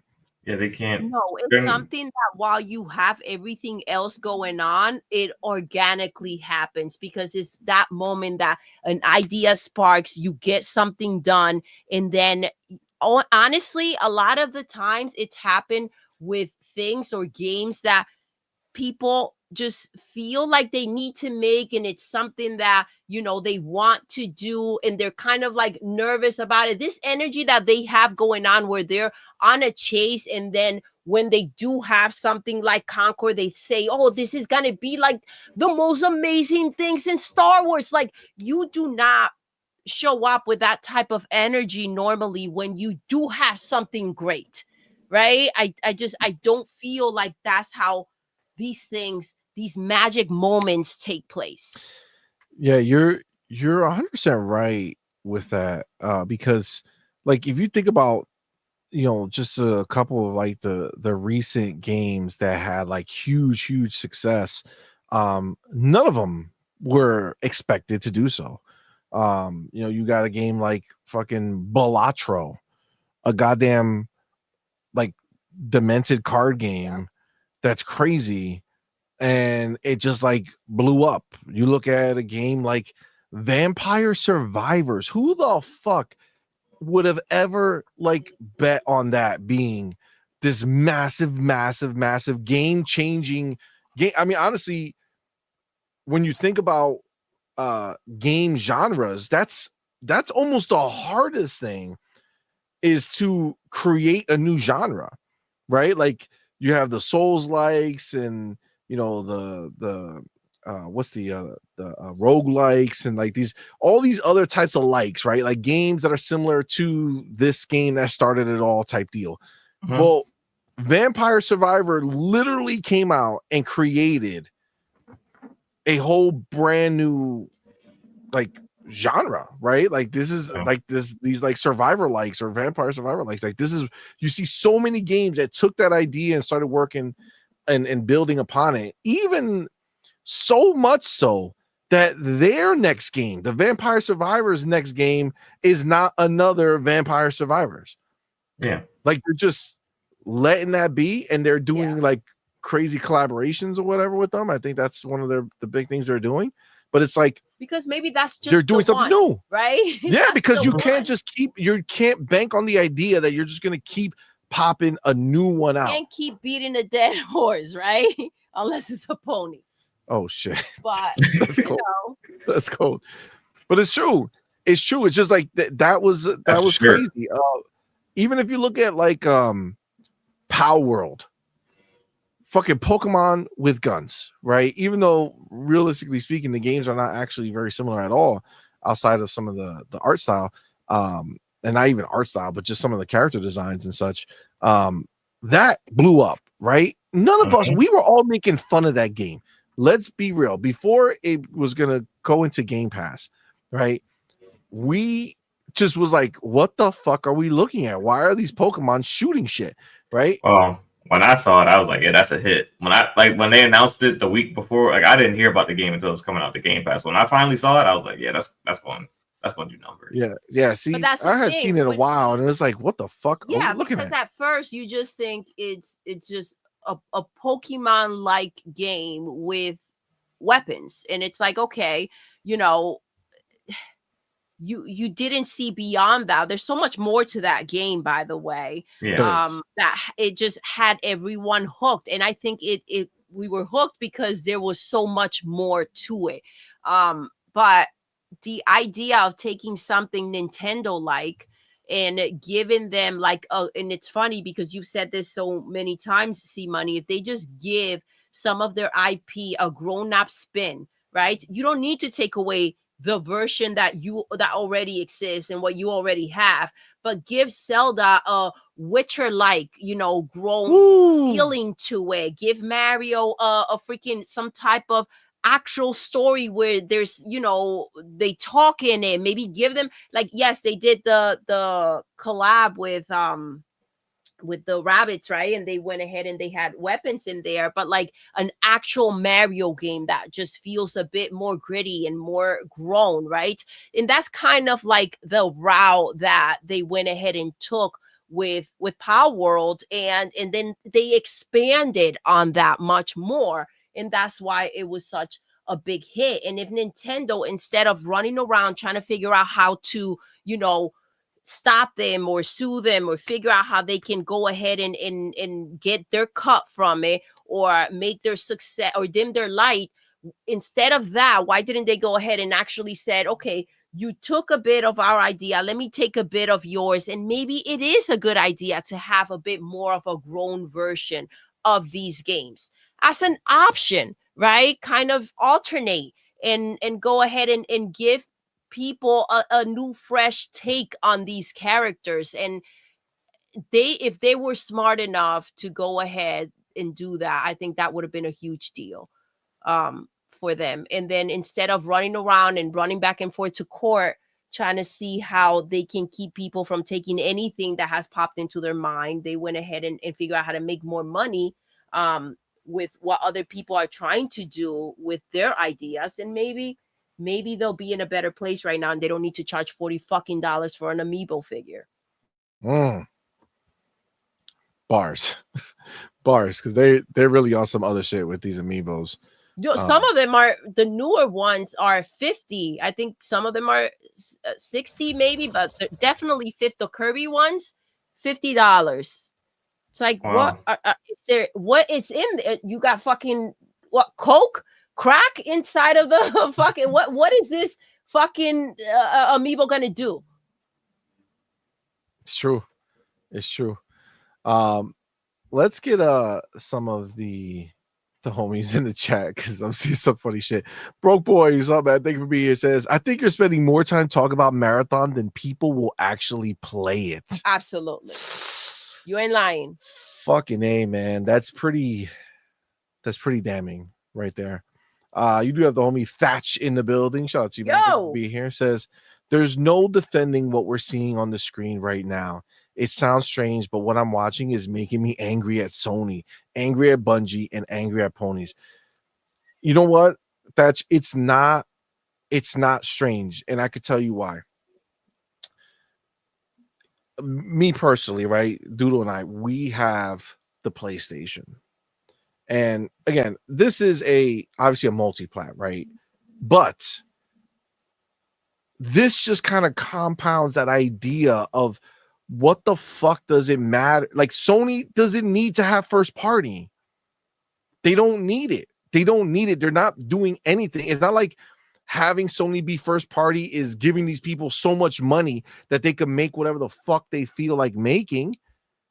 It doesn't mean that there's this like crazy quality bar that's been set for them and they have to deliver or else the game gets delayed or it doesn't ship. Marathon, I promise you that game would have released. It would have released if it wasn't for the stolen art. Mm-hmm. If it wasn't for the stolen art, they would have released this shit ass game. And remember, don't forget that there's no fucking story. That they're working on the story for little. They want to put little things in the world. There's nothing to this game. And all this does is show you that this is what they've been doing. It's nonstop. Ghost of Yote, I don't care what these people out here want to talk about. I'm not in the business of spending my money to try out games like that. I'm not going to spend $80, $70, $60 to try out one game and see if I like it or not. And you know what? This is the thing, and this is how they put that on Xbox, right? It's Game Pass that has done this. No, bitch. This is the thing. When we see a quality game that's worth freaking buying, then we buy, right? We get to be selective. We have things to play. Even if Game Pass wasn't there are still other options than the shitty ass games that PlayStation have been putting out. And Thatch, I get it. And you're mad also at the freaking ponies, and I'll tell you why. Because they should have been calling this shit out a long time ago. This has been going on for so fucking long, and they talk shit about our fucking end, but they can't stand up and say what the fuck they need to say. It's like they have their own dick stuffed in the back of their throat and they can't get the words out when it comes to PlayStation. Like, bitch, say what you gotta say. Well, you see what I see. You know what I know. Don't be a dumb bitch. I mean, you ain't wrong. Go ahead, Farrell. What are you gonna say? People will attack Game Pass without realizing that they have their own version of Game Pass, and it's called Fortnite. It's called Roblox. It's called all those free-to-play games that you play instead of buying games, because y'all aren't buying any games. I mean, the data has come out that even Xbox and PC players buy more games than PlayStation players.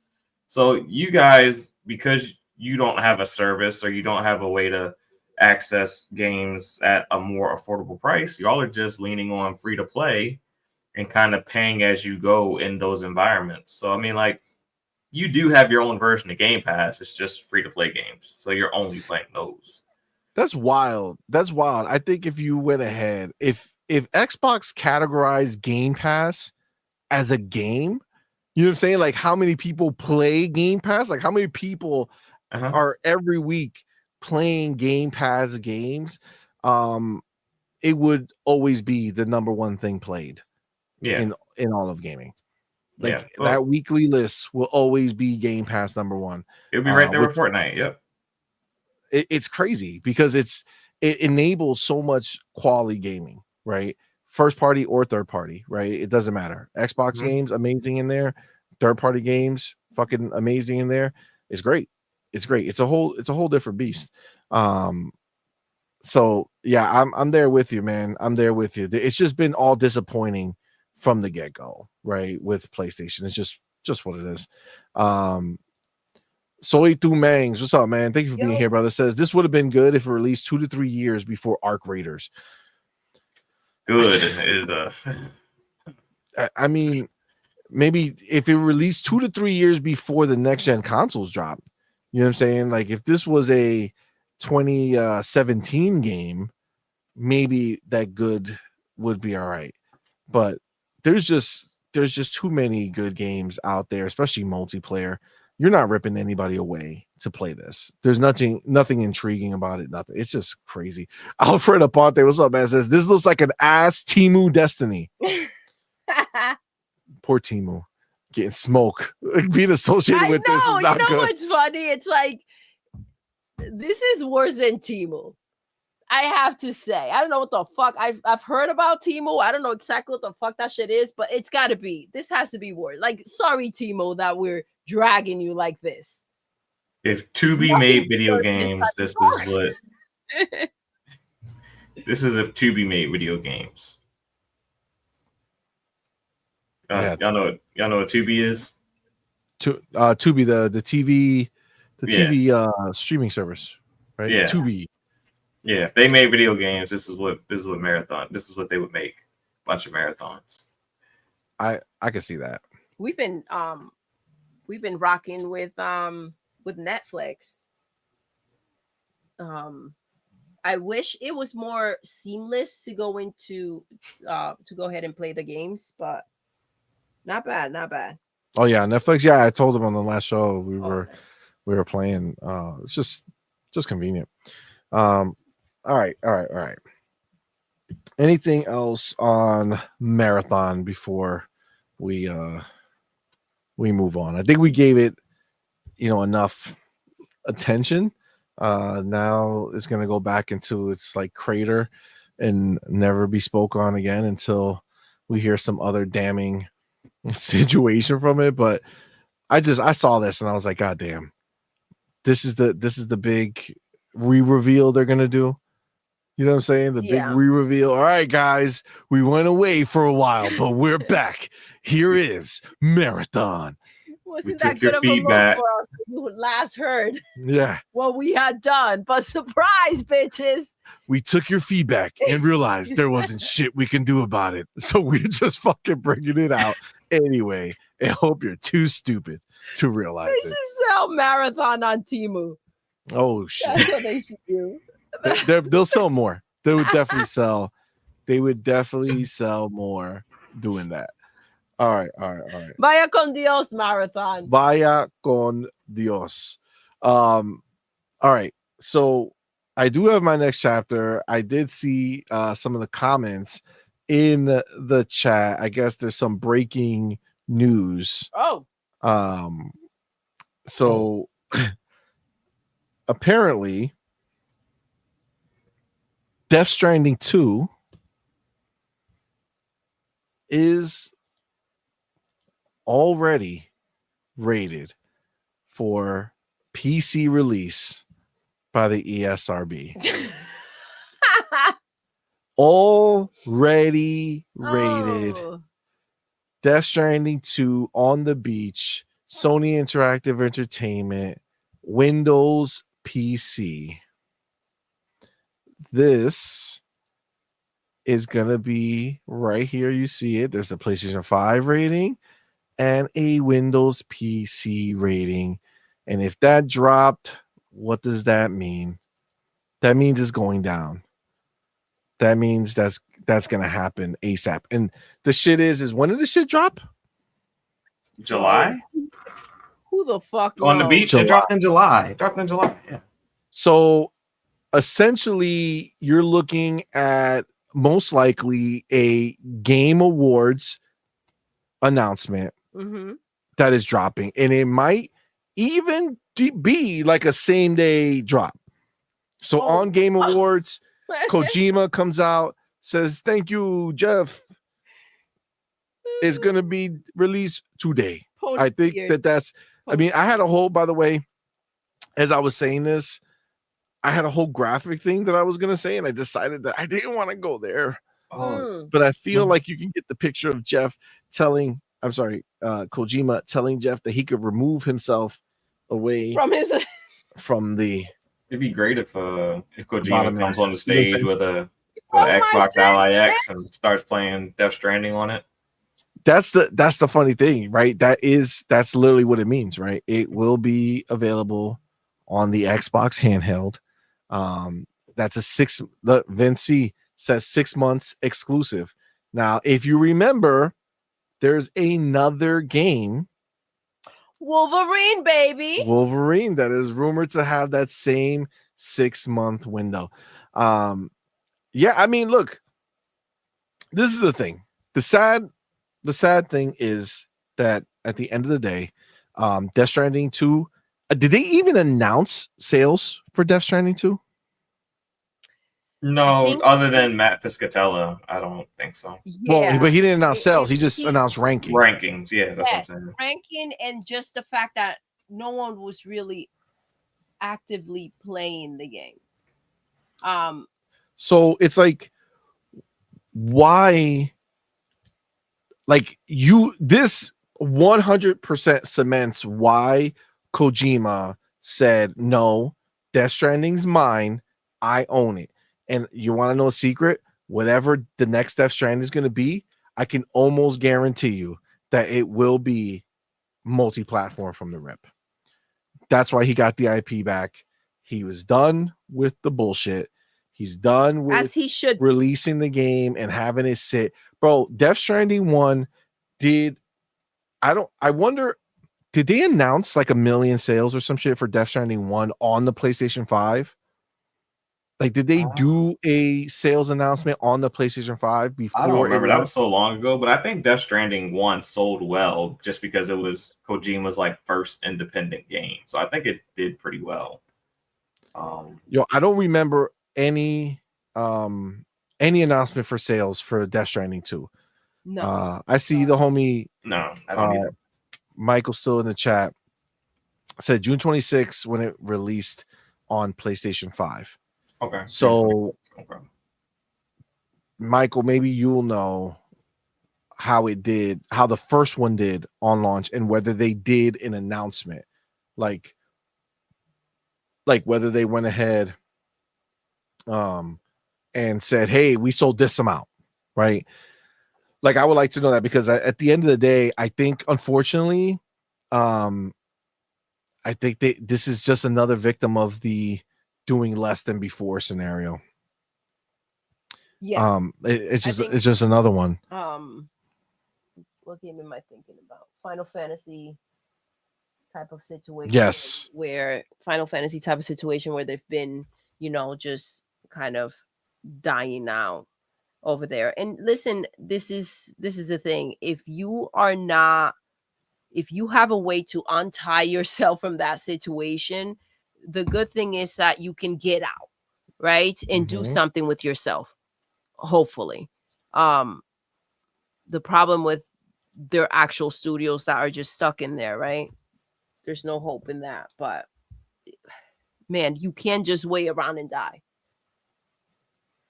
Yeah, that really is a I don't know. It's pretty clear. Everyone has removed themselves from the clutches of PlayStation, right? Like, every single person, every single company. Shout out to Sega, because I feel bounced. like they were the OG ones to like really just lay it out, And I feel like when you have people come out here, because they didn't just say like, we're stepping. They said Xbox, they treat us better. As there's insinuation behind that, and a lot left to the imagination. And so we've always had conversations when it comes to the studios in there and the relationships outside of their own studios that PlayStation can potentially have, and how they may not be as great as people like to think that they are. But, that did say a lot. So shout out to them for coming out here and kind of being unapologetic and standing in their own truth and putting it out there like that. And I think, eventually a lot more has been said. So shout out to those developers that have kind of just came out here and said what they needed to say, and kind of took a stand with that.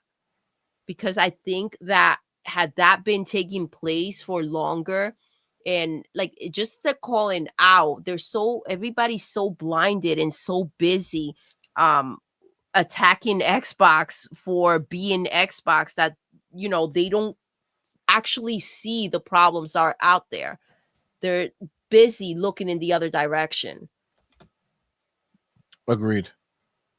I mean, let me ask you this, Doodle, just so I can be clear. Why is Kojima putting Death Stranding 2 on PC so quickly if the ponies told me that they got 84 million boxes and that they all buy games? They said it. Why does he need to go? Shouldn't he have sold so much? Kojima ain't making shit out of those boxes, right? Kojima cares about the amount sold. And you know what's crazy? That was the selling point to lure in a lot of developers. And that's why, and they leaned a lot on these third parties and deals that they were making. And again, that is something that not just the ones that were deep in bed with PlayStation, where, these ponies actually came out here and behaved as if these were first party games from PlayStation themselves. But even just those other deals set aside, like they were kind of dissolving or they were no longer interested. What game was it? Is it for Stellar Blade that they said their next game they're not to go ahead and get knees deep with PlayStation? Yep. I think obviously that's very telling. You go ahead, you see that, you hear that type of reaction because it wasn't good. If you're good in bed, they're not going to say, you know what, hold up, we're not doing this again. I'm just saying, they're coming back for seconds, thirds. Like, we're going to keep on going. That train is not going to stop. So the fact that they're like, nah, you know what, I'm good. I'm already dressed. It's like, it says a lot. It does. Farrell, what do you think, man? This is pretty quick, bro, for Death Stranding 2 to already be announced for or coming to PC, which is clearly being set up to be announced on the Game Awards.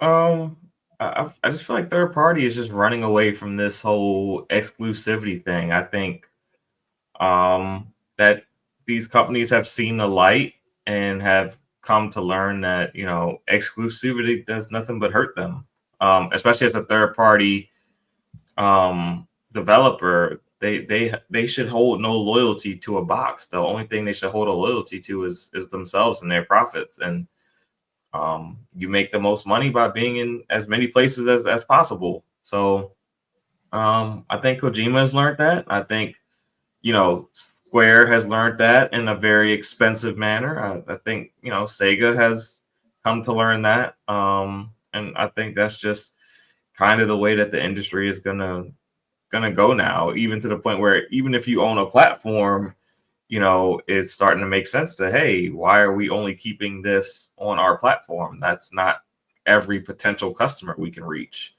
and our box is no longer the selling point. It's not what it used to be, where if they didn't buy your box, you couldn't make money the way that you wanted to. That's not the case anymore. So it's a new world, and these companies have to look at things a lot differently.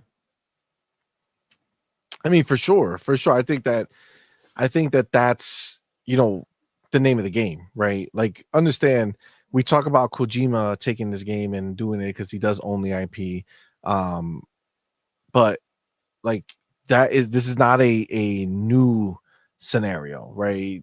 Again, we've talked about it, but people are going third party, and it's the industry, right? The industry is what's dictating this, because as much as the ponies would like you to believe that having 84 million boxes out in circulation means anything, sadly, it doesn't.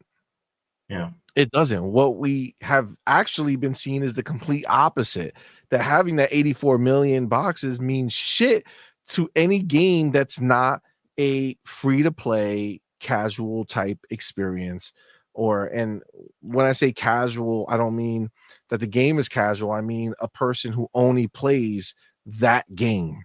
They might do it at the highest levels and shit on every one of these so-called hardcore gamers that are out there, and they can't hold a candle to the high-end players who play Fortnite or Call of Duty or any of these, you know, black hole games where they play these games forever. But that's really the reality of what it is. That's what those boxes are used for. They're used for those games. And PlayStation doesn't give a shit. PlayStation is happy as fuck because those games have microtransactions and people buy all the time. So they're making bank from that type of stuff, right?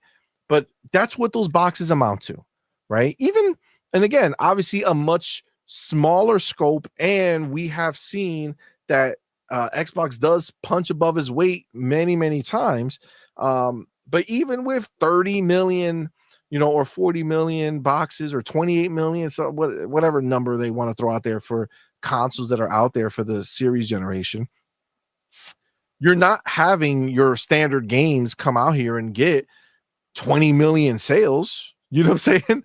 Like, that's just not reality. Now we know with Game Pass, Xbox has 20 million plus people who purchased the game and or subscribe to a service to play said game, right? So you have games like Forza Horizon that has 50 million players. You know what I'm saying? Like, and 50 million players is a potential for people to spend more money in the game, right? That game doesn't have like a ton of microtransactions or whatever, but it does have DLC packs and shit like that people can buy, right? And I'm sure there's a way for people to spend money if they wanted to. But the point is that is what this is exposure, right? How many people can play your game? How many people can talk about your game, right? That's what matters in today's industry. And everything is proving that out, right? Everything that's factually taking place, you can see is happening. The companies who got in bed with certain companies are out, right? They're not doing that anymore. And even like these games that are multi-plat, right? People are not going to spend money on them because they're new IPs that people don't know about. And sadly, without somebody like Xbox who's kind of creating this umbrella, this safety net for, you know, their studios to experiment and, you know, be creative and have cool concept games come out, because they're made with the understanding that Game Pass needs to be fed. So they get to put high quality content that is of their own imagination, that's unique, not just a copy and paste of some other game, and release it to an audience. And there's going to be a lot of people who never look that game's way because it is a smaller game or a new IP and it's never going to get that kind of same recognition. But you are going to have a lot of people who are going to touch it that never would have touched it and went ahead and said, you know what? We had some pretty cool games this month. I'm going to stay subscribed. Oh, next month there's another one come. Oh, yes, I'm going to stay subscribed, right? Like that's the enticing part for them. But for us, the people who actually have the subscription, like, god damn, bro, like there's just so many choices. There's so many choices at any given time. And as much as you can love to play games nonstop, no matter how you cut it, if you go and you play a 20-30 hour game and that's the game you're playing, well, that's a lot of days of you not playing anything else, right? Yeah, like for sure. That's the thing, right? No matter how you cut it, even if you have all these choices, you're still limited by time. And compound that with no name games or games that are not that exciting to people, you're kind of, you know, screwed. You need to be everywhere. Yeah, you see these Game Pass drops and you're like, God, you get to a point you're like, damn, how am I gonna get to this one? Like they announced Banishers today. Like I know. That game is funny because I was waiting for that game, and then it got it actually went to PlayStation Plus at some point. Recently, not too long ago, like maybe within the last few months or so. But I didn't get around to it, and I literally, even when games come out on PlayStation Plus or whatever, and I'm like, man, that might be cool. I just hate the controller, so it really delays me in possibly ever experiencing anything over there. Yeah. But this was like best case scenario. Like I saw that, I was like, fuck yes, it's in Game Pass. Beautiful. That's what I'm talking about. I love it. Goddamn. It's really a what a blessing the Game Pass is, bro. It's so good, man. It's so good. And I'm telling you, if you have that combo where you got Game Pass and you got that Xbox handheld, the Xbox Ally X, goddamn. Fucking A, man. It's hard out here. Bro, it's crazy. It's crazy. Let me get the homie Mac22TH in the building, man. Thank you for being here, brother. Thank you for that $5 super chat. Appreciate you, homie. Says, anybody else notice Microsoft Xbox lose about 5 to 10 million every time someone mentions console sales? Hashtag, is it just me? You know, you're absolutely right, Mac. I gotta tell you, for me, it's so crazy because I don't know. Obviously, nobody knows exact numbers, right? But we do see like hundreds of thousands of people buying it every month, and motherfuckers act like people are like somehow the number can go down, like it's only going up. No, it might not be going up, millions and millions and millions at a time, but it's still going up, right? It's still capturing, a million at least in every few months in certain areas, right? So it's like you're still going, right? You're still growing, you're still building your base for games that are being sold, you're still gaining subscribers to Game Pass. Like there's just still you're right though. Even when I talk about it, it's like I don't even know where the number is. Yeah. I'd say anywhere between like 28 and 40 something mil, somewhere in there it exists. But we know that Game Pass, the last official was what, 35 million? Last number they gave us was like 35 or some shit. And then what was it? Zelnick, Strauss Zelnick, right? One time he slipped and said a higher number. Was that either that or somebody, who left the company and they updated their LinkedIn profile? That's pretty much the only way we get updates. Yeah, I think now. Zelnick, you know what it is? I remember now. It's when they announced they were at 18 million. That's what I'm remembering. When they had announced they were at 18 million, Zelnick had said like 30 million or some crazy shit like that. And Phil was like, oh, well, we only announced 18. And then like a little after that, they eventually announced like 35. So yeah, it's wild that that's the way things are, Mac. But this is just the way of the world at this point with these people. Let me go ahead and get you in here, Mac. 22GH54. That $5. There you go. Bam. Biggest super chat. So you are in, my friend. Last day of the month to go ahead and get that in. So you did good, bro. Got it in for the biggest. Mac 22 TH. Okay.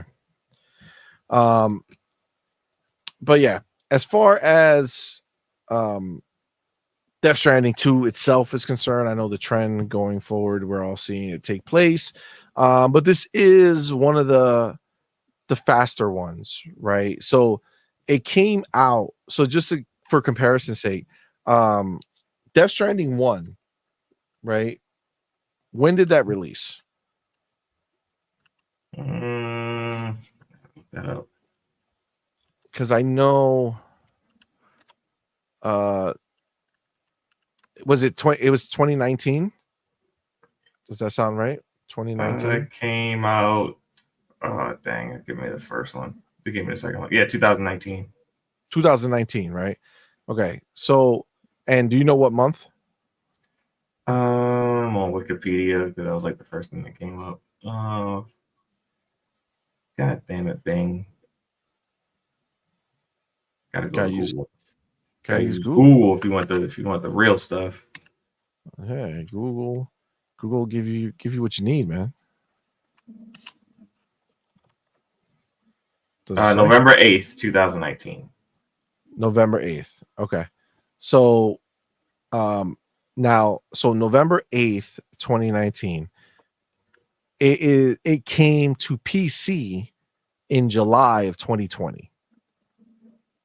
So it's about 8 months or so from where from when it was out to when it came out to PC. So right now, this game, what is it? June? It dropped this year, June 26th, I think. Our boy Michael, you told us. So yeah, June 26th. Okay. So that's June. So from then to announcement, it's probably going to be 6 months. And then the question is from there, are they going to bother being like, hey, guess what? Death Stranding is coming out in a couple months on PC, or are they just going to be like, hey, guess what? Death Stranding 2 is out now on PC. Yeah, I don't think it's out now because I don't think you will release it. 6 months would be the day after Christmas. I think you want to capture those holiday sales. If it's 6 months to the day. Well, no, it would be less than 6 months. That's what I'm saying. I think it's gonna be less than 6 months because if it is 6 months, it would be the day after Christmas. I wasn't being literal like to the day. I meant like, you know, from June to December. If they what's it, the 11th or the 12th of December is the Game Awards? The 11th, yeah. The 11th. So like you figure the 11th it gets announced and released. I don't see any point in announcing it and telling you it's coming in the future for a fucking PC port. Who cares? Drop it that day, and then you get a chance to get some Christmas sales, right? I just think I think that just makes sense to me. So if that's the case, you're coming out faster than you did last time, right? If they announce it like, hey, it's coming out in 2 months, then it'll just be unnecessary at that point. Like, why would you even do it? But even then, it's just kind of keeping that same idea alive, right? But I do feel like it's just a coincidence. You're getting the ESRB handled and done with. Make sure it's all rated because the Game Awards are coming right around the corner. You know Kojima's going to be in the building. You know the game's nominated for a bunch of awards. All eyes are going to be there, especially if it wins something. To be like, guess what? Now you can buy it on PC, right? Yeah. I think that's the only thing that makes sense to me. 100%. All right. Anything else as far as Death Stranding is concerned? No, I'm happy to see these third-party developers kind of run away from exclusivity that doesn't benefit them. Like even Stellar Blade, they announced that, the next sequel won't be an exclusive. So I'm happy for them. Yes, they did. It's going to be multi-platform from Shift Up. So I think that's where we are, right? Like that's just the way that this industry is right now. So that's good for them that they took their bag, they got what they needed from that first drop and then kept it moving. You know what I'm saying? Just kept it moving and going ahead and having their chance to kind of now make a new splash, release something exciting, build on what you did first and put it everywhere. I think that's a W. I think that's a huge one. All right, let me take this chapter and we are going to move forward. Hold on. Okay. All right. So next chapter, I wanted to go ahead and bring this out here. Charlie Intel put out a tweet that says Call of Duty, include Black Ops Warzone and Black Ops 6, was the #1 most played game in the US on Xbox and #2 on PlayStation for week ending November 15th. Battlefield 6 includes BF6 and RedSec fell to #5 on PlayStation and #4 on Xbox. Arc Raiders moving up the console charts. So this is the thing. What I've been hearing, and this is like this crazy like Call of Duty hate wagon that's been fucking rolling. They have so we've had all these pieces of news out here that it's doing so bad, it's down by 60% in Europe, and it's doing worse than Black Ops 6 and doing all this shit and blah blah blah blah blah blah blah, right? Yeah. All this bullshit. Yet every fucking week, without fail, it's number 1 or number 2 on the most played list, right? You got Battlefield 6, that was the new hotness, right? Last week on PlayStation, it was number 3. It has now dropped to number 5. So it dropped 2 spaces. On Xbox, it was number 3 and it dropped to number 4. Right? So it dropped another space there. And something tells me that will probably be the normal thing that happens to it. It might be in the top 10 for a while, but I think you're going to see it just kind of going down. I don't see anything of real hype happening in Battlefield that will bring people back. Yeah. I think as people play it, they'll start moving off of it, and that's it. And the crazy shit is like, even with it selling so much less, supposedly, it's still number 1 or 2. So like, what is the point of even having the conversation?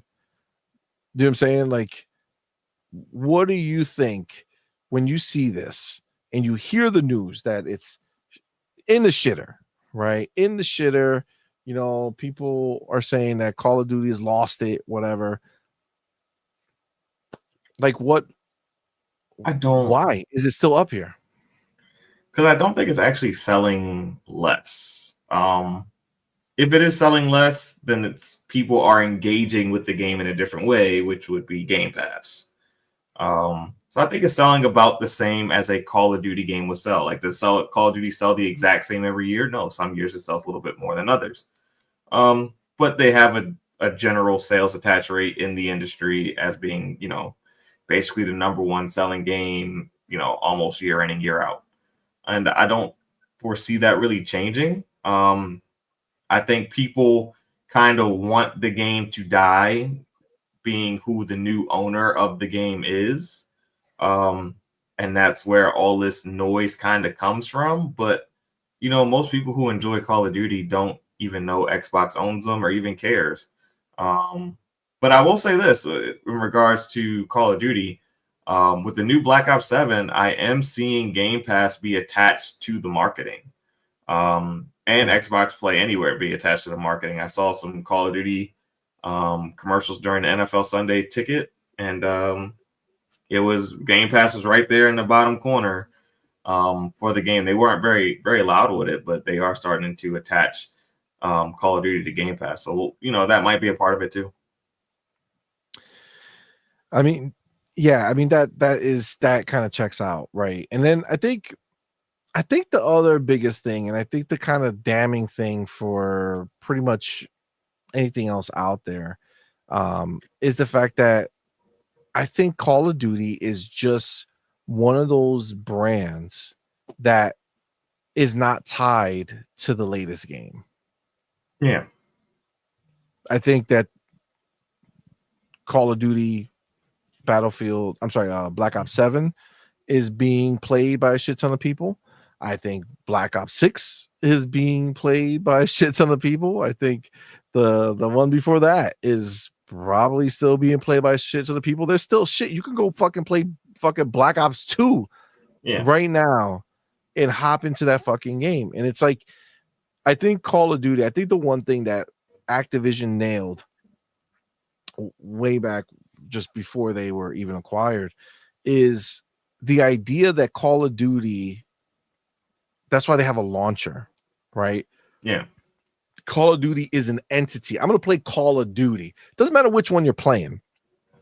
I'm going to go play Call of Duty. Like, that is something that is heard in households across the world as a normal thing. Hey, I'm going to go play Call of Duty. Not necessarily Black Ops 7, Black Ops 6, anything like that. I'm just going to go play COD. I'm going to go play COD. That's what I'm going to go do. And that's what happens.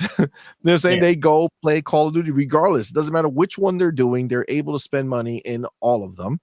And I mean, goddamn, like it's a force. It's a force.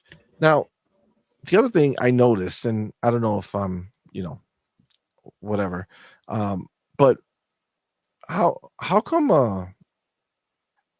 Ghost of Yote is not on the list for PlayStation people anymore? Um, Didn't they?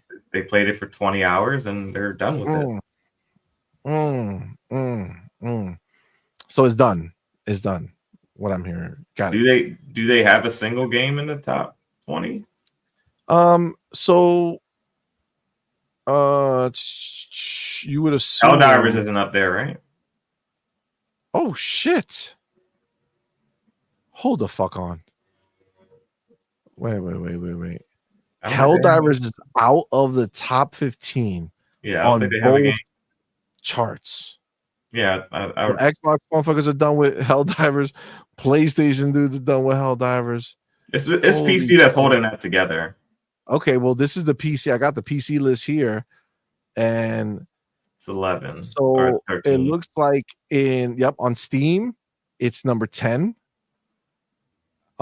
In America, in Canada on Steam, it's number 13, and in Mexico, it's number 9. So it's only PC.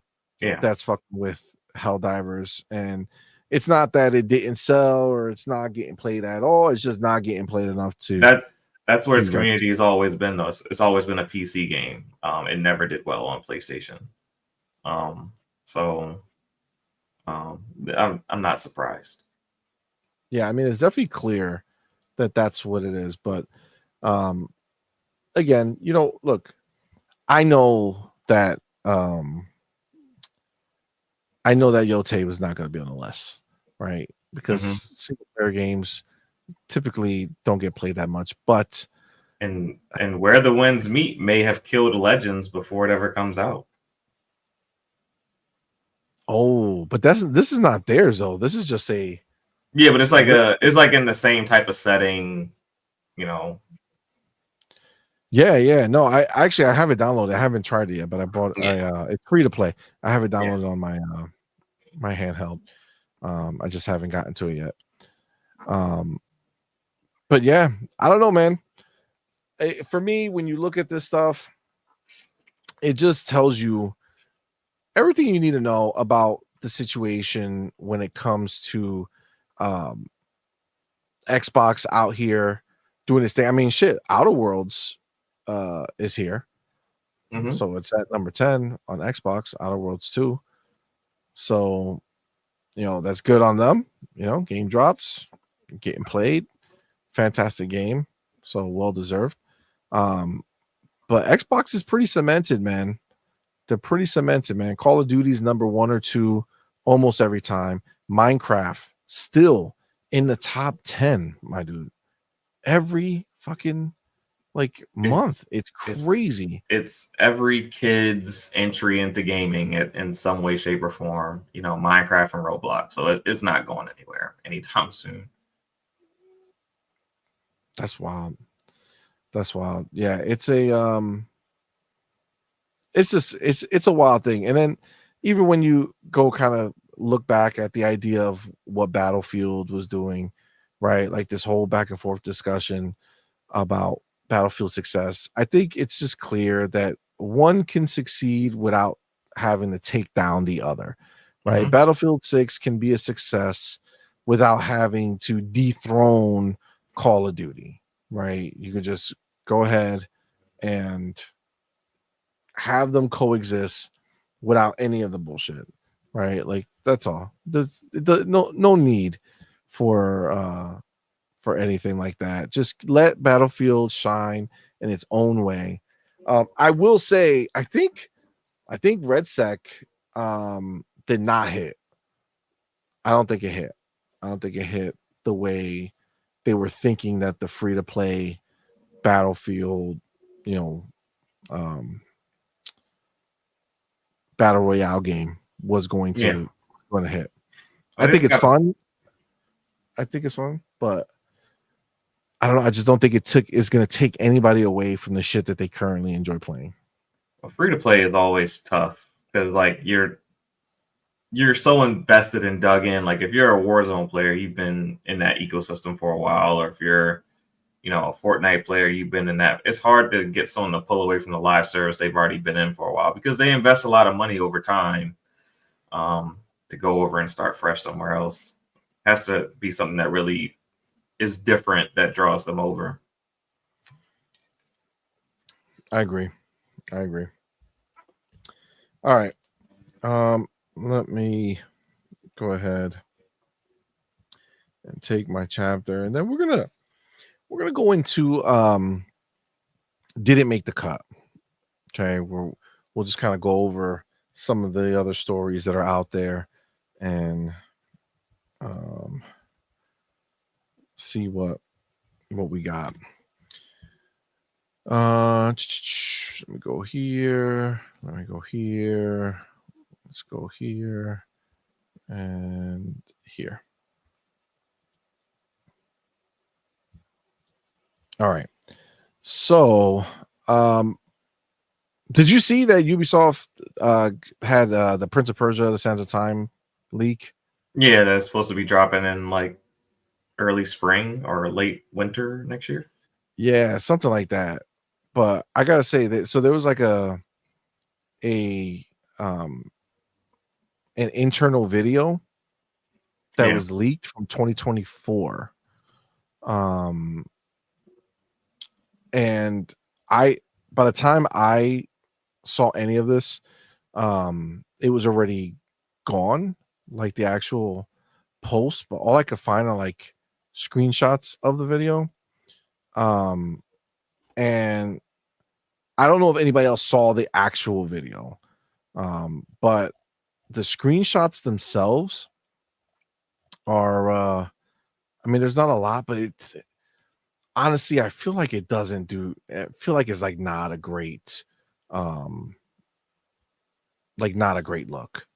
Like I don't think that that's like a really nice looking Prince of Persia. You know what I'm saying? Like, it's not like a still shot. It's probably like, while it's moving. And plus, it's probably like compressed Twitter footage. So I don't want to be too hard on it until some official. I just wish that we were at this point where we could just see something dope from anybody, at like a super high level, man. I don't know. I mean, I was looking forward to Prince of Persia coming back. So hopefully it's pretty good. Yeah, so it releases in a couple months, which probably means we'll see the official trailer drop at the Game Awards. Especially if it's releasing as early as, we're kind of hearing it's going to drop. So, yeah, it might be a Game Awards announcement. I mean, that's possible. I mean, it would be nice because at some point, just kind of get it out there. You know what I'm saying? Like, don't keep, like, if you're not going all in and making it like this super crazy thing, just put it out there and let's call it a day. If they didn't put a huge budget into this game and it's not like, their big game of the year, they might need to consider dropping that one in the Game Pass. If it's not going to hit that super high quality standard. Because I mean, we're going to, realize that pretty quick otherwise. And I'm not saying like, Game Pass fodder, but at the same time, give your game a chance at a little light. Game Pass that you wouldn't accept to buy. Yeah, you know what I'm saying like certain scope or size of a game. Where because Ubisoft likes to charge you $100 for a game. Facts. So that's what I'm saying. Like if they think they're going to get away with charging you $100 for Prince of Persia and it's not $100 worth of game, just work out some type of Game Pass deal, like with now that y'all got the Ubisoft Plus Classics, and maybe like the month that Prince of Persia drops, maybe they get a higher cut. I don't know, but work that out if it's not going to be what we expect it to be, I should say. Agreed. All right, I gotta show you this. I don't know if you've seen this game. It's actually been out for a while now, and it was super impressive when it first got revealed. And honestly, I don't think it's any less impressive now. And if anything, they've done some big improvements. And it's that game Bodycam. And they had a big update. They're bringing zombies, a whole bunch of stuff to it. I want to play this trailer with y'all. Yeah, this game looks crazy. I knew what it was the moment you pulled it up. Yes, I'm not going to let music play because I don't trust them with their bullshit. But like the sound, see if I can play it. Like, okay, the music is. I'm gonna lower it a little bit. Yeah, the visuals are crazy. It's amazing. It's amazing. It's really impressive. Yeah. And like this is what I'm saying. Like, look at this shit. This shit looks so. Come on, man. This is a fucking small studio, my dude. Maybe Bungie should hire him. Imagine having to deal with Bungie. Oh my god. But come on, man. Like, this is fucking fire. Like, this is fire. This is so good. And look at how look at the updates. Like, it looked amazing before, and you see them updating. And it's like, how the fuck? I wonder how this runs on the Ally X. I mean, I'm really tempted to buy the game. I might have to get it because it's so like really beautiful. I think it's a multiplayer game, which I think is the reason I didn't buy it the first time. Yeah, I don't think it has a story to it. No, I don't think it has a story. Right now, it's basically just like this beautiful multiplayer. I have no idea how fun it looks great, but I don't know how fun it is or anything like that. And they're still going to be updating it. They're still doing more. Yeah, I mean, if they're doing all these updates, people are definitely buying this game. So it has to have some sort of fun factor to it beyond it just being like such a visually stunning game. I mean, but it's so stunning though. Yeah, you know what I'm saying? Like that's the kind of thing. Like I could just fuck with it because it's so beautiful. Like it's something you just gotta experience, right? Like you just have to be able to take that in, and then again, you just question how come like other people can't do this or don't do it. It can't be that expensive. They went ahead and did it, and it has this is actually Unreal 5.5. Okay. So they've shifted it over from their old I don't know if it was Unreal 5 to begin with, but they definitely shifted over to I think it was I think it always was on Unreal 5, but yeah, it's gorgeous. The environments, oh my gosh, and the lighting, the textures, everything, like it's beyond photorealistic at this point. Like it's just seriously it just, and they nailed the sound also, like of the weapons. It's a captivating game from what you see in these trailers. I would definitely like to give it a go, because at one point it was PC only. I think it's still PC only. Yeah, so well now it doesn't feel like it's PC only when it's on your handheld. I know people call it a PC. That's true. That's actually the right way to think about it. I agree. So yeah, I mean it does change it, right? So now you can kind of get it for your handheld. And if you saw, part of the updates was it runs better. Yeah. So it uses less VRAM. It's everything is just done way more optimized now. Is it handheld compatible? We gotta find out if it's handheld compatible. Oh, you're saying is it controller based? No, like handheld. Like how they have handheld compatibility thing that Xbox does now, or Steam Deck Verify. Like I wonder if it's either of those two. That's a good question. I don't know if this is even controllable by a camera. I mean, by a controller. Controller, yeah. That'd be interesting to know. I'm not 100% sure. So, that is. I mean, it's just so stunning that it's at least intriguing, right? Like at least like it's something you feel like you want to experience because you haven't experienced something like this before. And even though it's the same, shooting and look at zombies and shit like that, it's like, yes, you've done that, but you haven't done it like this, right? And like that's all I want, man. I feel like I'm not asking for a lot. Like, give me some shit that just makes me feel like, holy hell, this is what we've been waiting for. This is what I thought was going to be the norm for next gen. You know what I'm saying? Like, for any game that was trying to do realistic, this is what I envisioned, and they nailed it. So it might be time. It might be time for me to scoop it up. I didn't get it the first time because it was just a multiplayer game, but now it has like that zombie mode. So worst case scenario, I'm pretty sure you could play zombie by yourself. Yeah. So it's definitely a W for me. I do really like that. So all right. Gorgeous game though. Right? Very, very beautiful.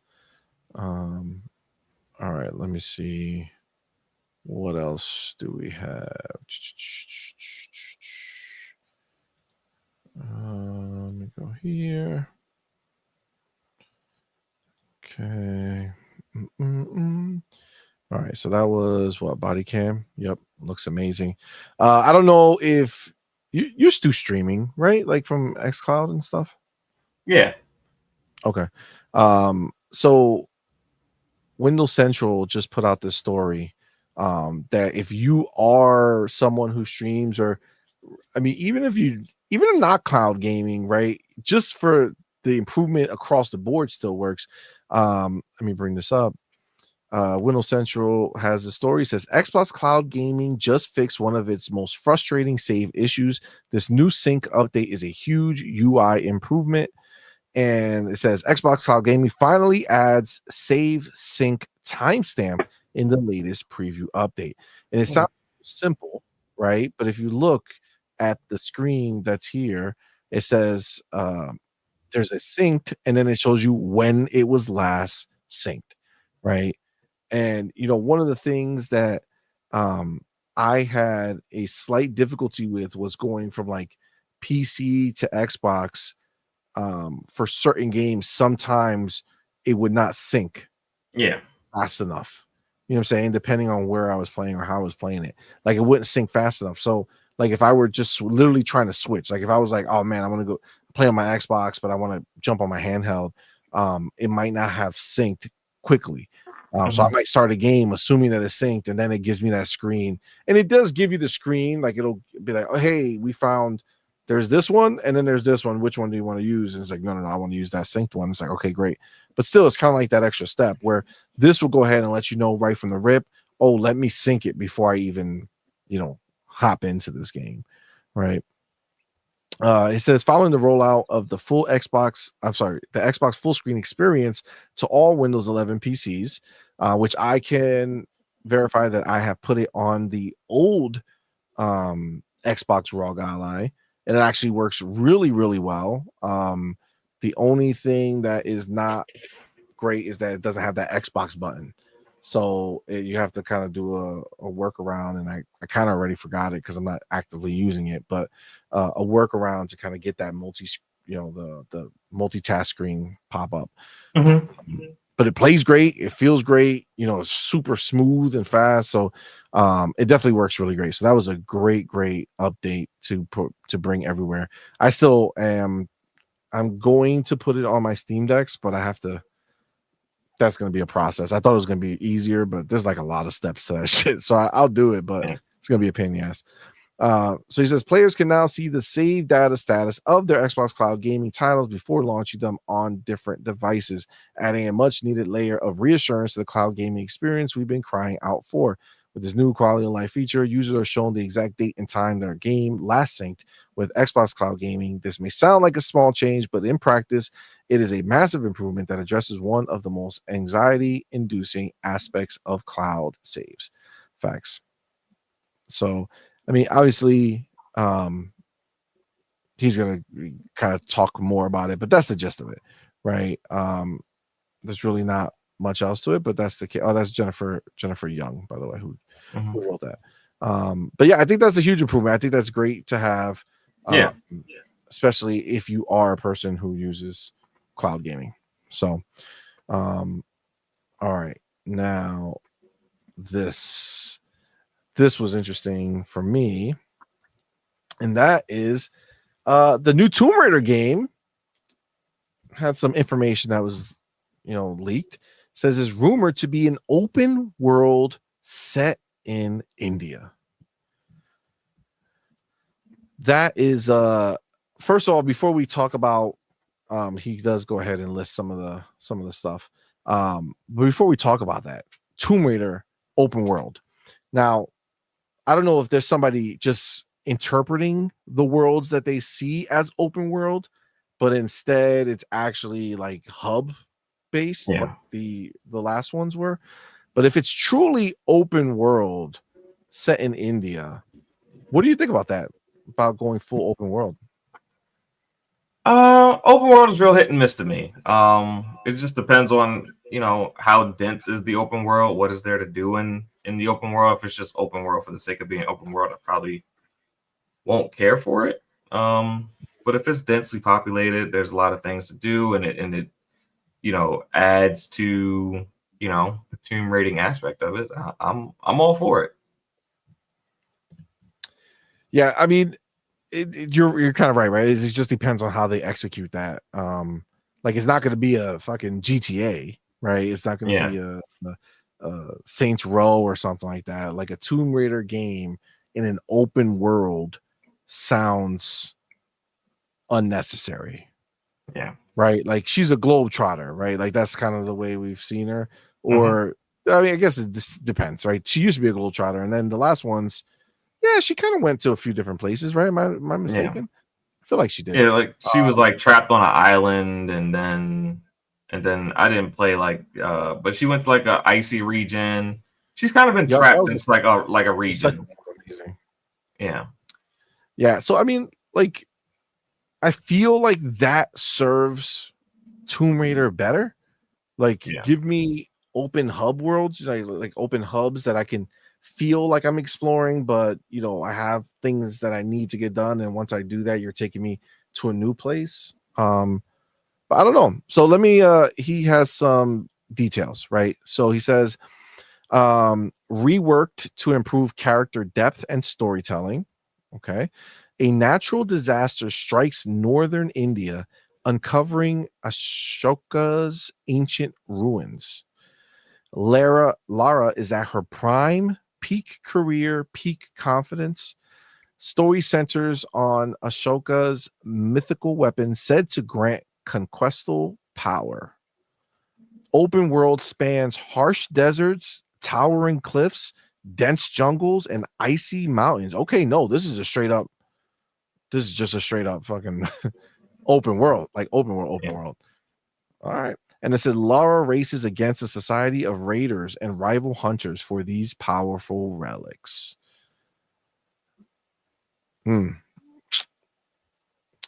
So, okay.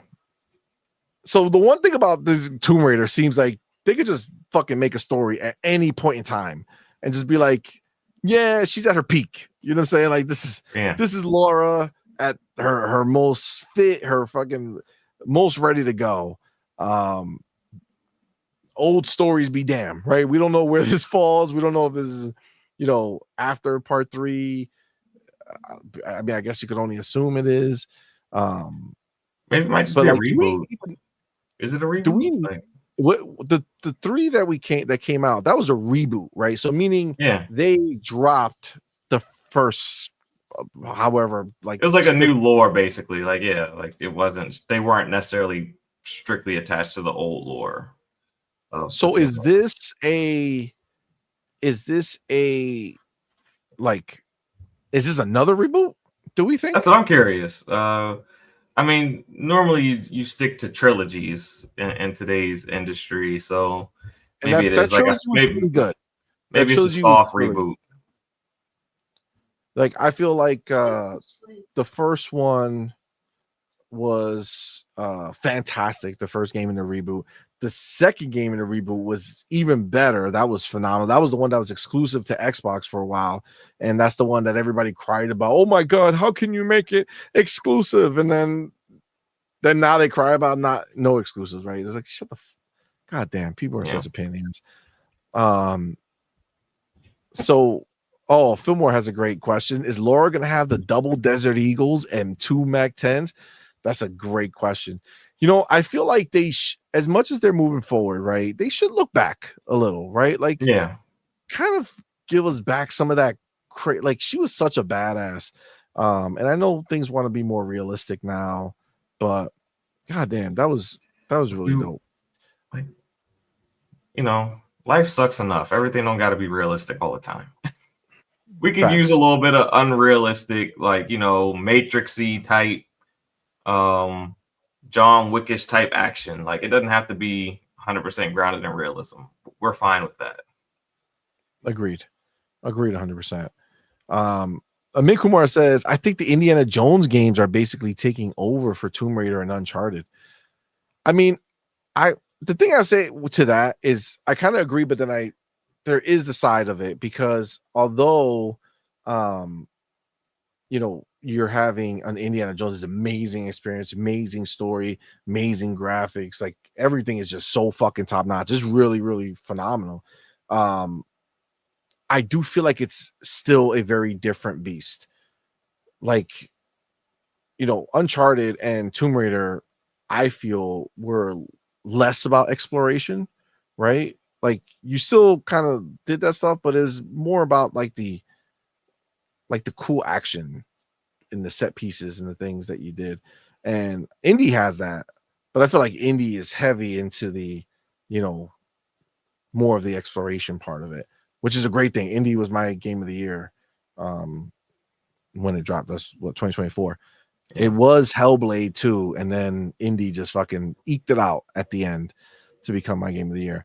But I think there's a place for it. I still think there's a place for like your Uncharted, your Tomb Raiders to be like that more bombastic, you know, action movie that you get to play, than something more of a slower, methodical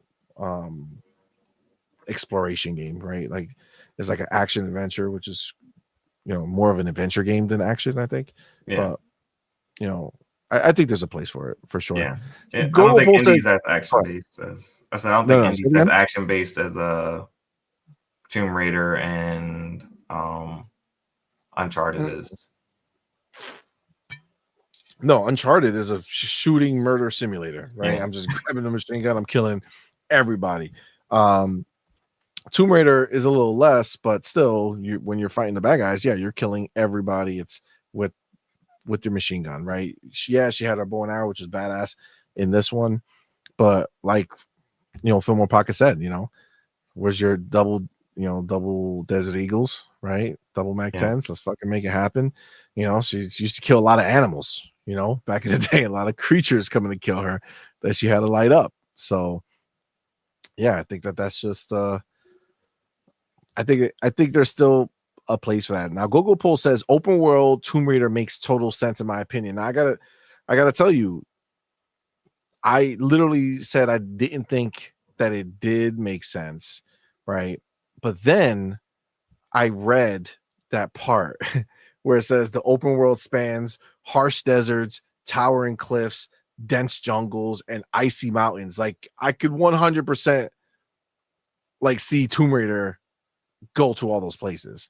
Yeah. Right? But when you say all that, it kind of feels like it's going to be more zones than true open world, unless we're thinking next gen, maybe. Well, I mean, if you think about a game like and I don't know why it's like the only one coming to my head, but like Horizon. Yeah. Zero Dawn, right?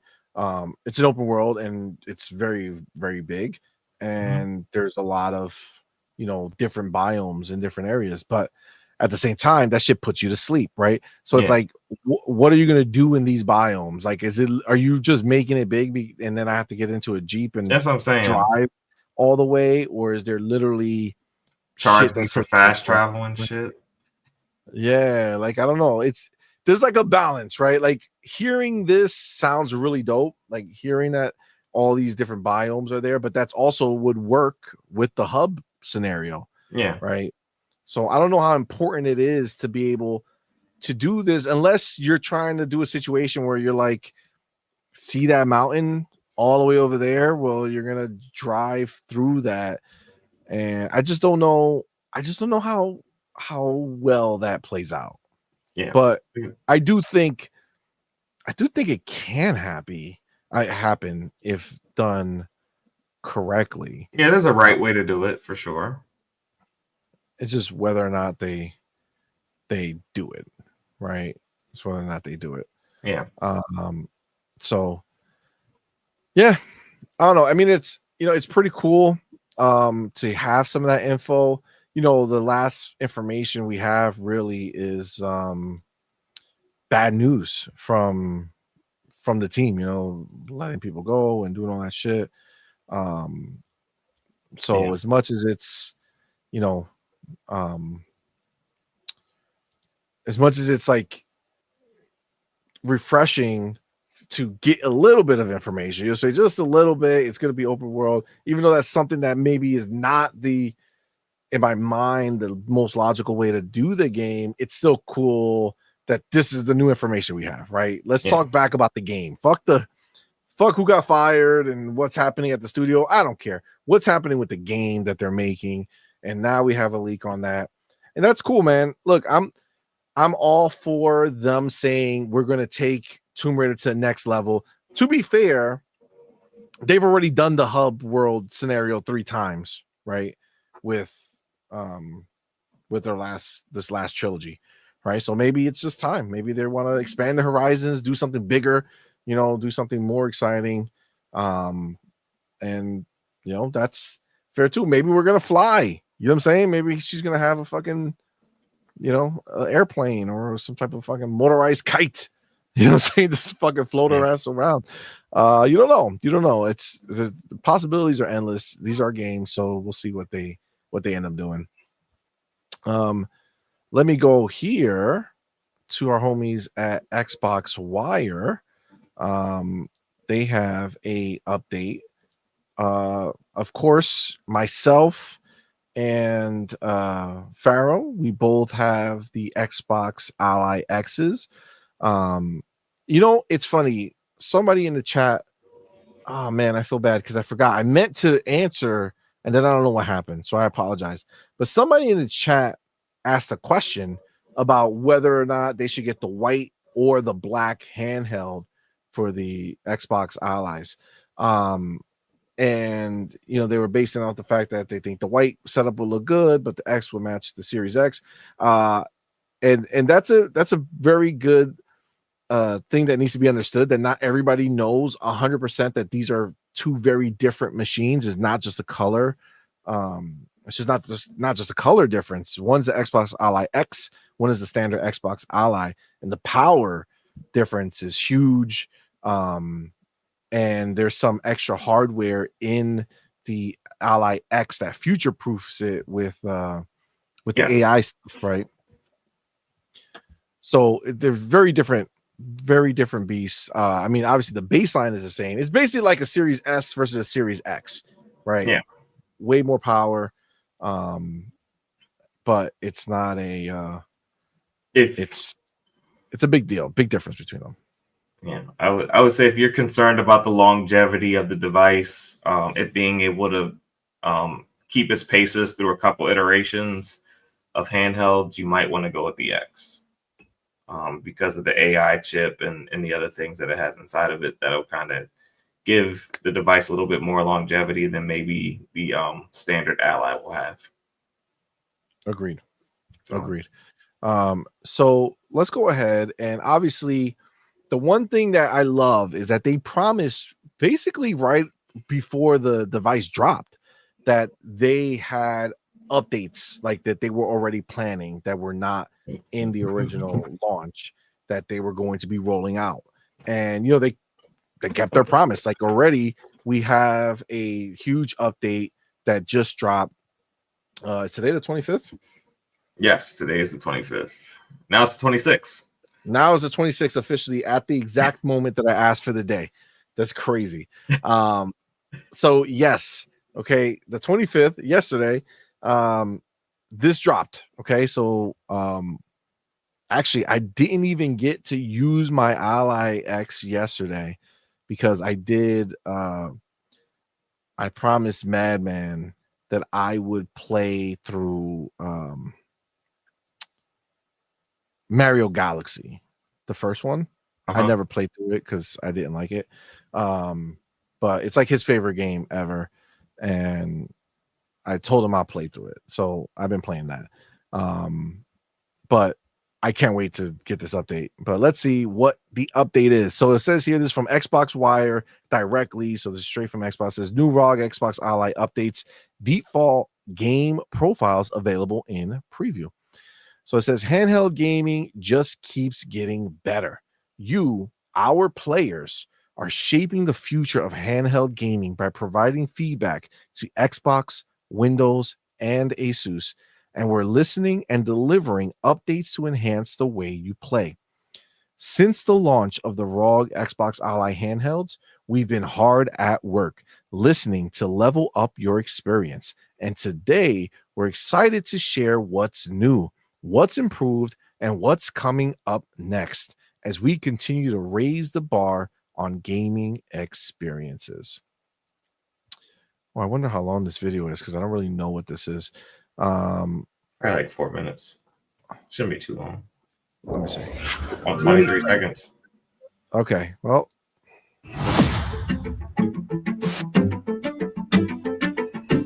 Optimized.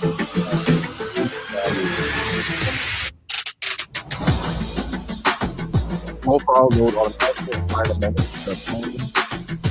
Not only play, no find. Oh, okay.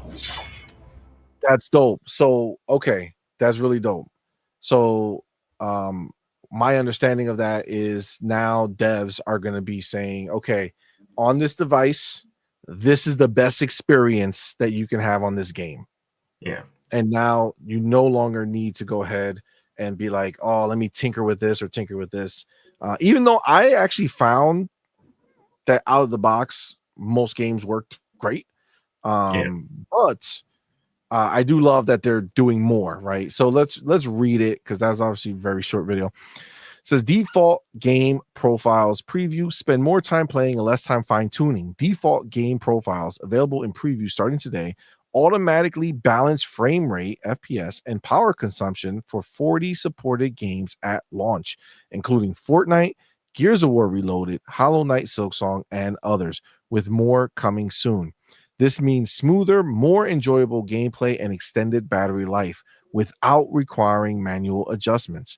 For example, in Hollow Knight Silksong, the default game profile can add nearly an hour of battery life compared to performance mode while still delivering smooth 120 FPS gameplay. That's dope.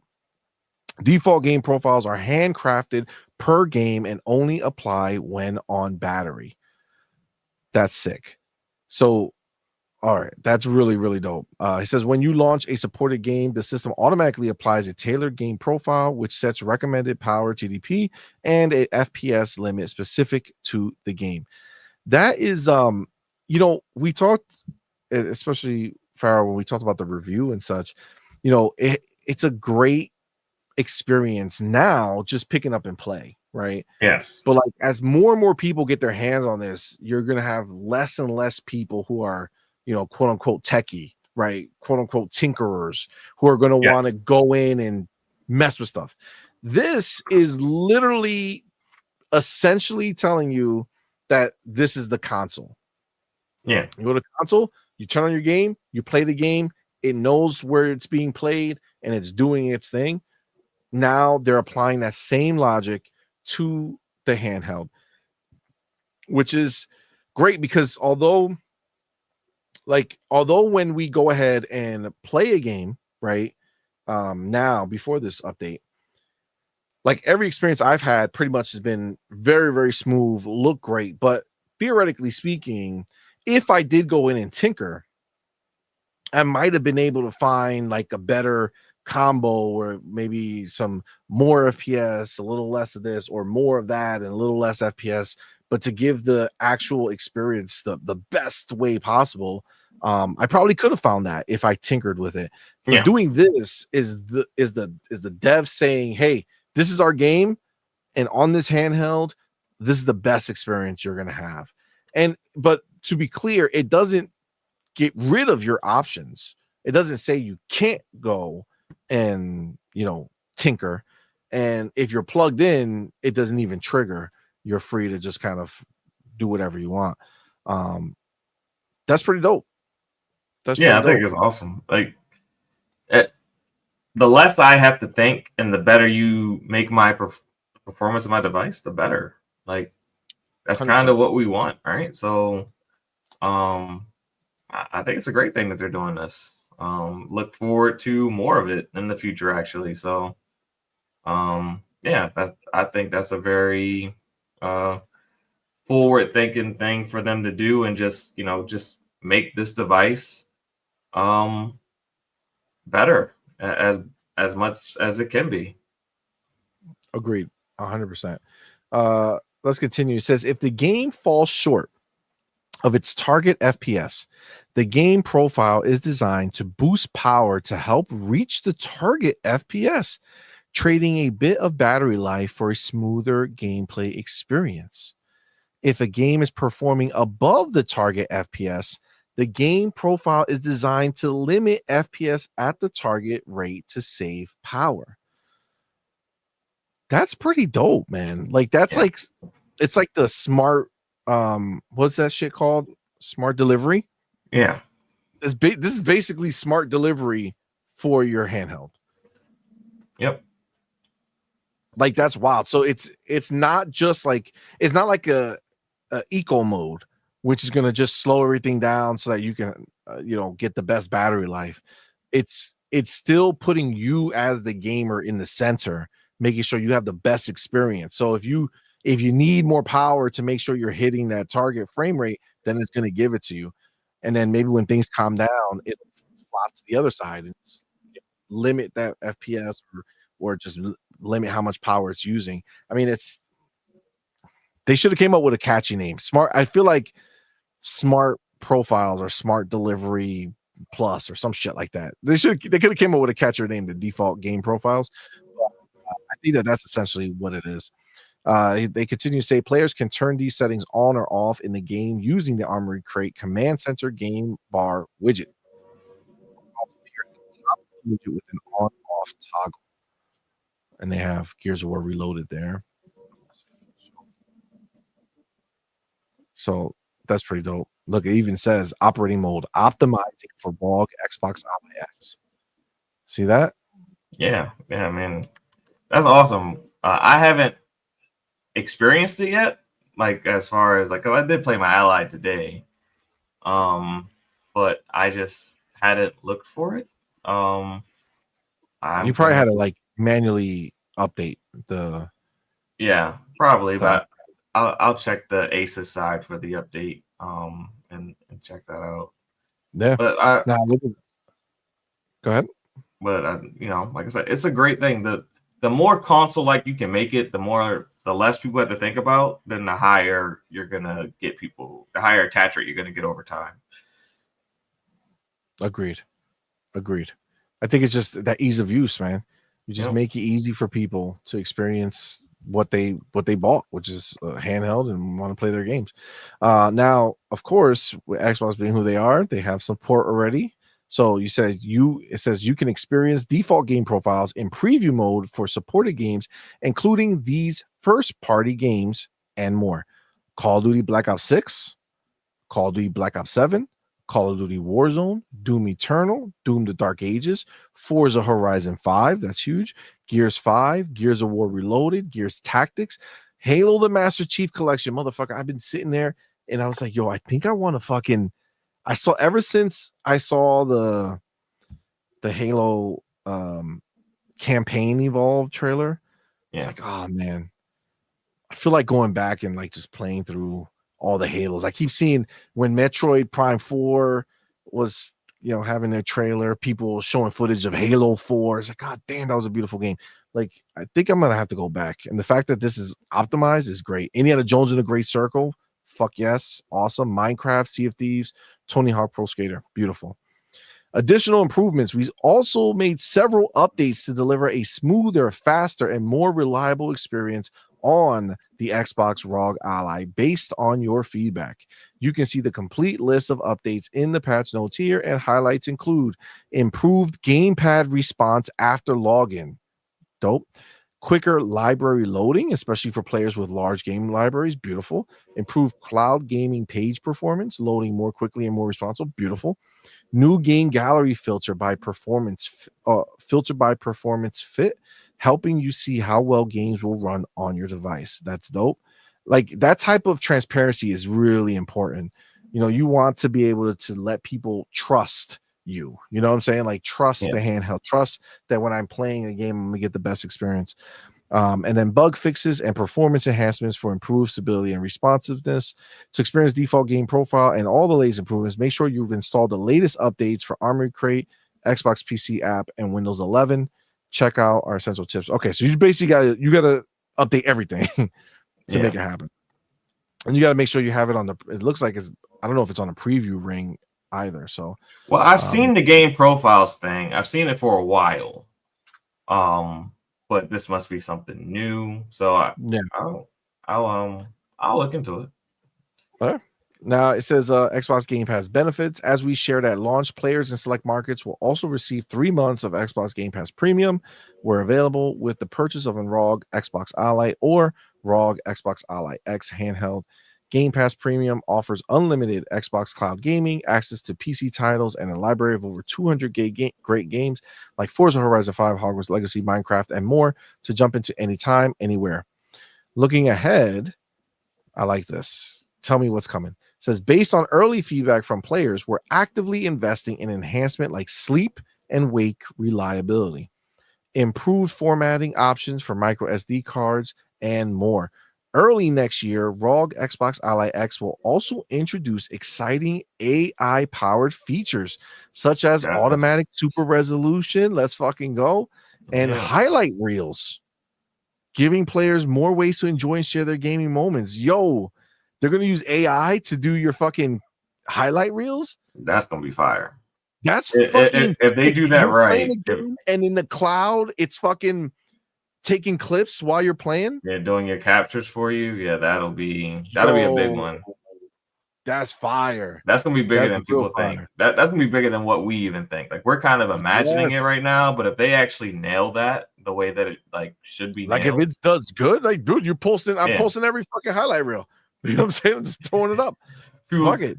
You want to have those people on Twitter talking about, oh, you never post any gameplay. Well, now the AI is doing it for me. I post gameplay all the fucking time. Hell yeah, that's easy. What you want to say? All the time. Game save sync indicator coming next week. Okay, that's that one that we were talking about. We're rolling out the game save sync indicator next week, a feature designed to give you peace of mind when switching between devices. With clear status updates, you'll know exactly when your progress has synced to the cloud, whether you're wrapping up on your PC or powering down your handheld.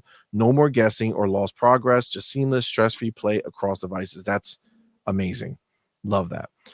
Full screen experience expands. Last month, we launched full screen experience on the Asus ROG Xbox Ally and ROG Xbox Ally X, a feature optimized specifically for handheld gaming, which is now available on Windows 11 handhelds and is also expanding in preview to more Windows 11 form factors such as desktops, laptops, and tablets for Xbox and Windows insiders. I definitely got to update my shit. I can't wait to get it.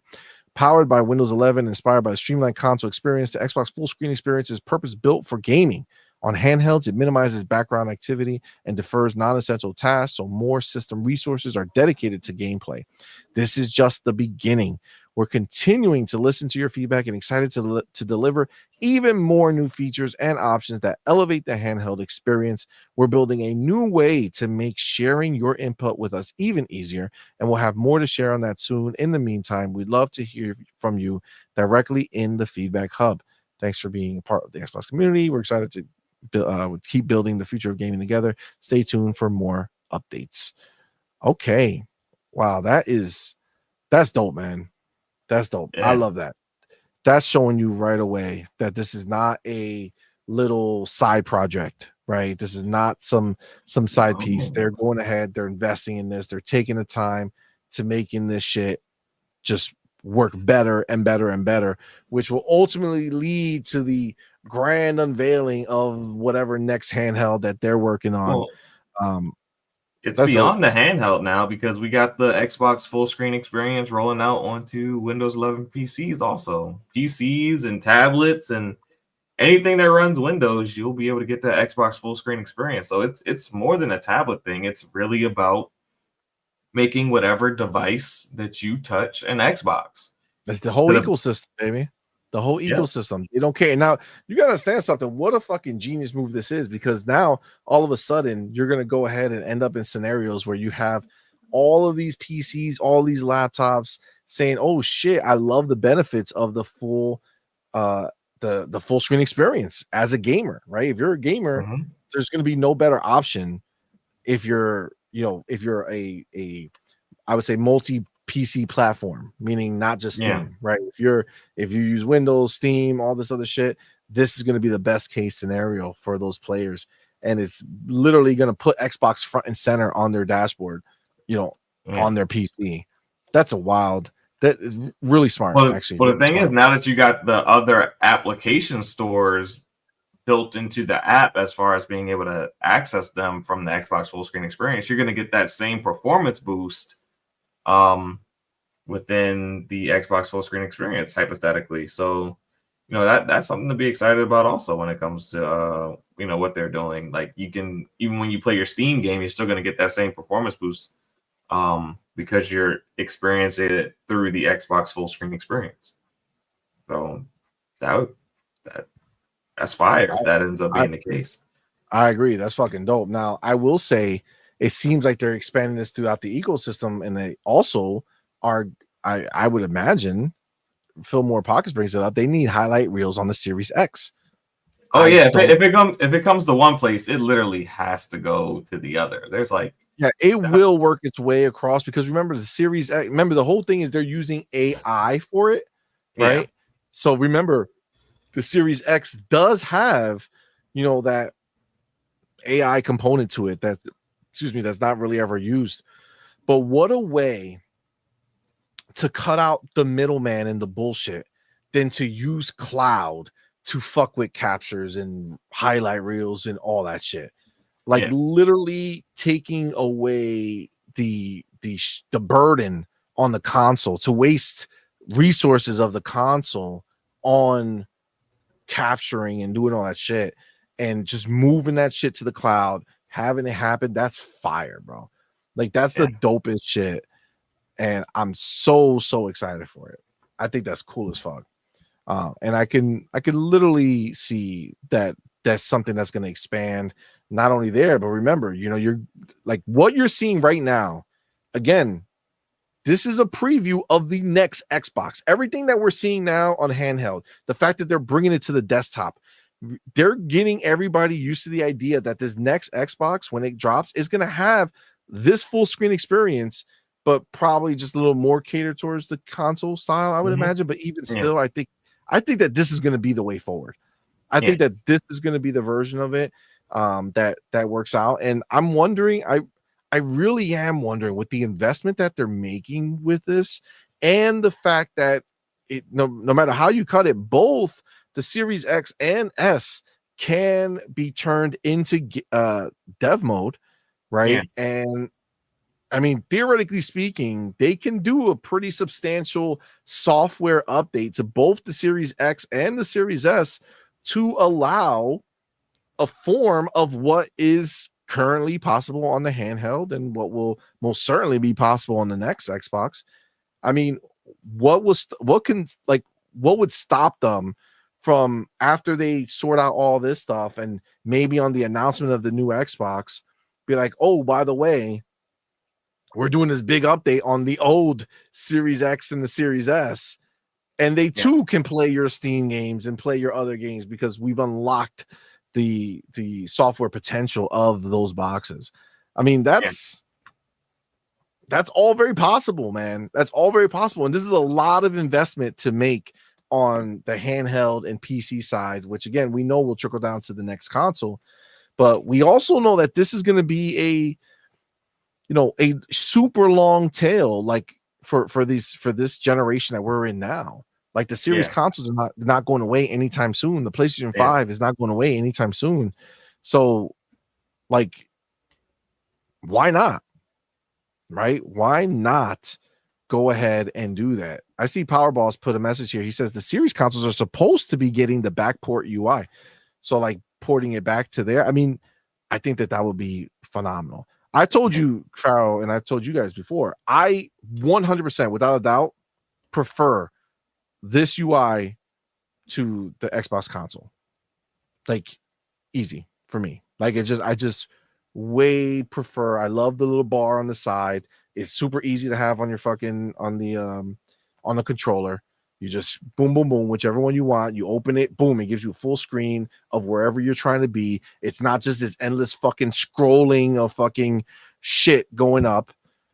Yeah, you know I think the homepage of the Xbox app is a little bit better.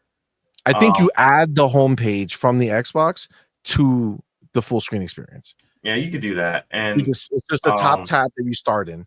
And then instead of having to scroll and see this fucking long list of shit, you just tab over and just go to the next shit you want, and boom, it all opens. I think the best thing about the Xbox full screen experience from the console experience is that it doesn't have all those tiles that you're forced to look at. That's what I'm saying. The fact that all those tiles are gone, I think it kind of makes for a cleaner experience. But there's some other things that are just like quality of life that, being that the console UI is a little bit more mature than the Xbox app. There's like little things that they got to bridge the gap on. But I agree. I think the Xbox handheld, the UI is a little bit cleaner. And they got, like I said, it just has to mature. Has to be given the same opportunity to mature as the Xbox UI had a chance to mature. But I think they're very much on the right track. People keep comparing it to Steam, but it'll get there. It'll get there. That they are brand new. It's a brand new software suite. And again, if you go back to before it launched and you go back to like previews that people were talking about who did get their hands on it, it's leaps and bounds from that point to this point. You know what I'm saying? Yeah, because I mean, I remember listening to an interview from Phil Spencer. I believe it was earlier this year, and they said this is the first time that people from Xbox were actually able to like give people at Windows work to do. Like, hey, we need you to do this for our application to make it, better. So this is like the first time that like Windows and Xbox have like really been able to collaborate and work together towards, making a better gaming experience for Windows. So I'm looking forward to it. I am too. I think that this is the most exciting thing going on for me as far as hardware and gaming right now. I love seeing the new software updates for it. And I'm actually really excited to try it on other handhelds. Like, again, I did put it on the previous Xbox ROG Ally, which, by the way, I haven't had to do like a power update so much, like having so many updates. Like, they don't, what I learned, and I don't really pay attention to it because it happens just every so often, but there's no skipping updates.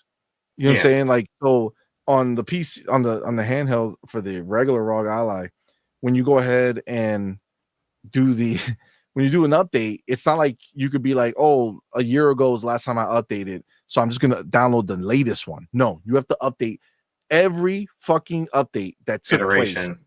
Every iteration that takes place until you ultimately get to this latest one. That shit crazy. Mad long for me to, just because I haven't used that Ally in forever. I think one time I updated it because somebody in chat said it's really good now, and I did it, and then I used it. I was like, oh yeah, it is pretty good. Armory Crate got better or whatever, and then I just stopped using it. So, but it took forever, but I finally did it. And then I think, and I don't think they tell you this, or I don't know, but or maybe I was just fucked up when I did it, but I had to go and become a insider. So my ROG Ally wasn't set up as an insider for Windows, so I had to set it up as an insider. I did the beta ring, and that's when I got the full screen experience. But works great. The only thing, like I said, is missing that home button. So it is a there is like some button combination that you have to do. I don't remember because I just did it to do it. But I am interested to see how it runs on the Steam Deck when I convert it over to Windows. So I'm looking forward to trying it there. I think that's like really exciting for me because I honestly, like, I'm not BSing. I truly love the new full screen experience they did. It's my favorite way of dealing with the UI. I think it's my favorite UI that I've experienced. I just really like it. I just really enjoy it. It just suits my needs. I like all those big blocks that are on the main screen are just, it's like overwhelming now. It's like, what am I fucking looking at? Jesus Christ. Like, just let me get to where I want to go. And it's just those tabs on the side. It's just so clean, so easy to use. And it all works great on the controller, man. So it's like, yeah. If you're used to the Xbox UI, it's very familiar and it's cleaner. It's, as far as the homepage goes, it's definitely cleaner. Yeah, I agree. Now, have you used like the chat functionality and all that within the Xbox UI handheld? I haven't. Like chat. What do you mean the chat? You know, like chatting on Xbox Live and stuff like that. Have you tried that? Like with audio? No, like, you know, like just. I mean, I've gotten like I do the messages and stuff that I've, I haven't done that yet, so I was just curious. It works like normal. Literally just have the little tab. But I haven't done any like audio miking up and I haven't done that either. Does it have a mic built into the handheld? That's a good question. I think there's one built in, if I'm not mistaken, but I have to try it out. I'll toy around with it with my kids. Hop on a party. Yeah, I don't know if it has that. But I'm like, as I keep doing it, like I find myself trying to like cater around it. So it's like where I have them, all right, I need to get like a good pair of headphones because it's really good. But like, if it's late, I kind of have to. Yeah, I got the Sony. Sony makes good headphones now. That's one thing they do. Yeah. I got the Sony headphones and I love them. So nice. Yeah, I got to set it up. Because I am it's become such a big part of my gaming life. Like I really enjoy it. I really enjoy it. Otagi Gamer says there is a built-in mic. Okay. I just haven't tried to use it, so I was just curious. Yeah, it's really full featured, right? Like that's really useful if you want to be able to do multiplayer and just talk on there. I don't know the quality of it, so I don't know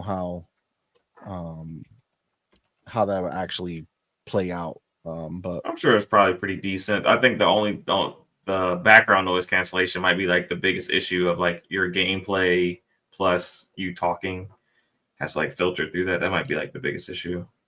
Maybe I would assume that they would at the very least do some filtering from knowing that what's coming from the speaker of the handheld. Yeah. But that I haven't tested that, so I wouldn't know. But ultimately I think that's a great update for the Xbox handheld, man. And again, you hear them how they talk about it looking forward, right? Like this is all moving forward.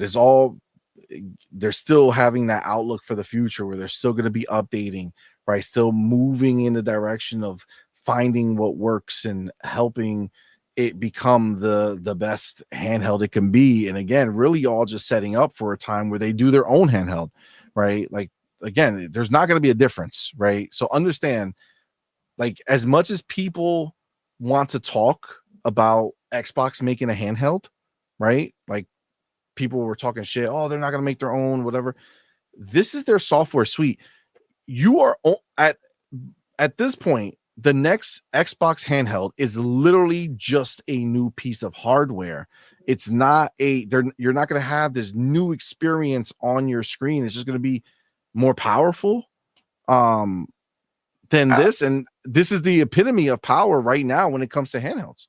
I So wouldn't it's like be shocked if the next batch of handhelds that we see release, next year, I wouldn't be shocked if they all have the Xbox button now. Oh, I don't see how you I don't see how you release a new MSI claw button. I think you still need that new dedicated button, right? So if like they don't want to put the Xbox button on there, or maybe there's I can see it being used. The way that the Xbox, I mean, if people say the only thing different about the ROG now is that it has an Xbox button on it. Well, if the Xbox button made that big of a difference in their sales, I think everyone else is going to want to add an Xbox button too. Like, I don't think anyone's going to be hesitant. It's kind of like when you purchase a remote and it already has like a Netflix button or a Disney Plus button. I think you're going to need to have that Xbox button there. I just think you are. I think it makes sense. I think it makes sense to do. I think it's valuable for the handheld manufacturer to put the Xbox logo on there. It's the only gaming logo right now that has the impact on PC. It's the default experience of the device also. Bro, the master plan is going into full fucking effect. Yeah, they are doing what they did with fucking Windows. They are going to become the de facto software suite on every piece of hardware that is serious about gaming. Yeah, that's just what's gonna happen. You'll start seeing it in fucking laptops, bro. Laptops are gonna have a fucking Xbox button. Hey, the next round of keyboards might have an Xbox button. Dude, I mean, they already have them. Like I have the 8-bit dough, the Xbox. Yeah, I'm talking about the Razors. I'm talking about your regular Hewitt Packard. Might have an Xbox button. To the point where the fucking Dell the fucking Dell keyboards are gonna have them. It's just it's so smart, man. It's so smart. Because once that button's everywhere, that's just what people are gonna think. That's that's the ultimate form of marketing. If every device has a freaking Xbox button on it. So, agreed. I'm 100% on that. All right. Next thing, this one, you got me excited.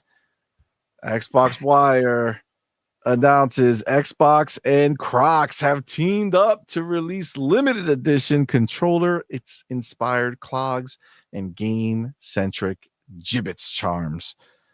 Guys, it's real.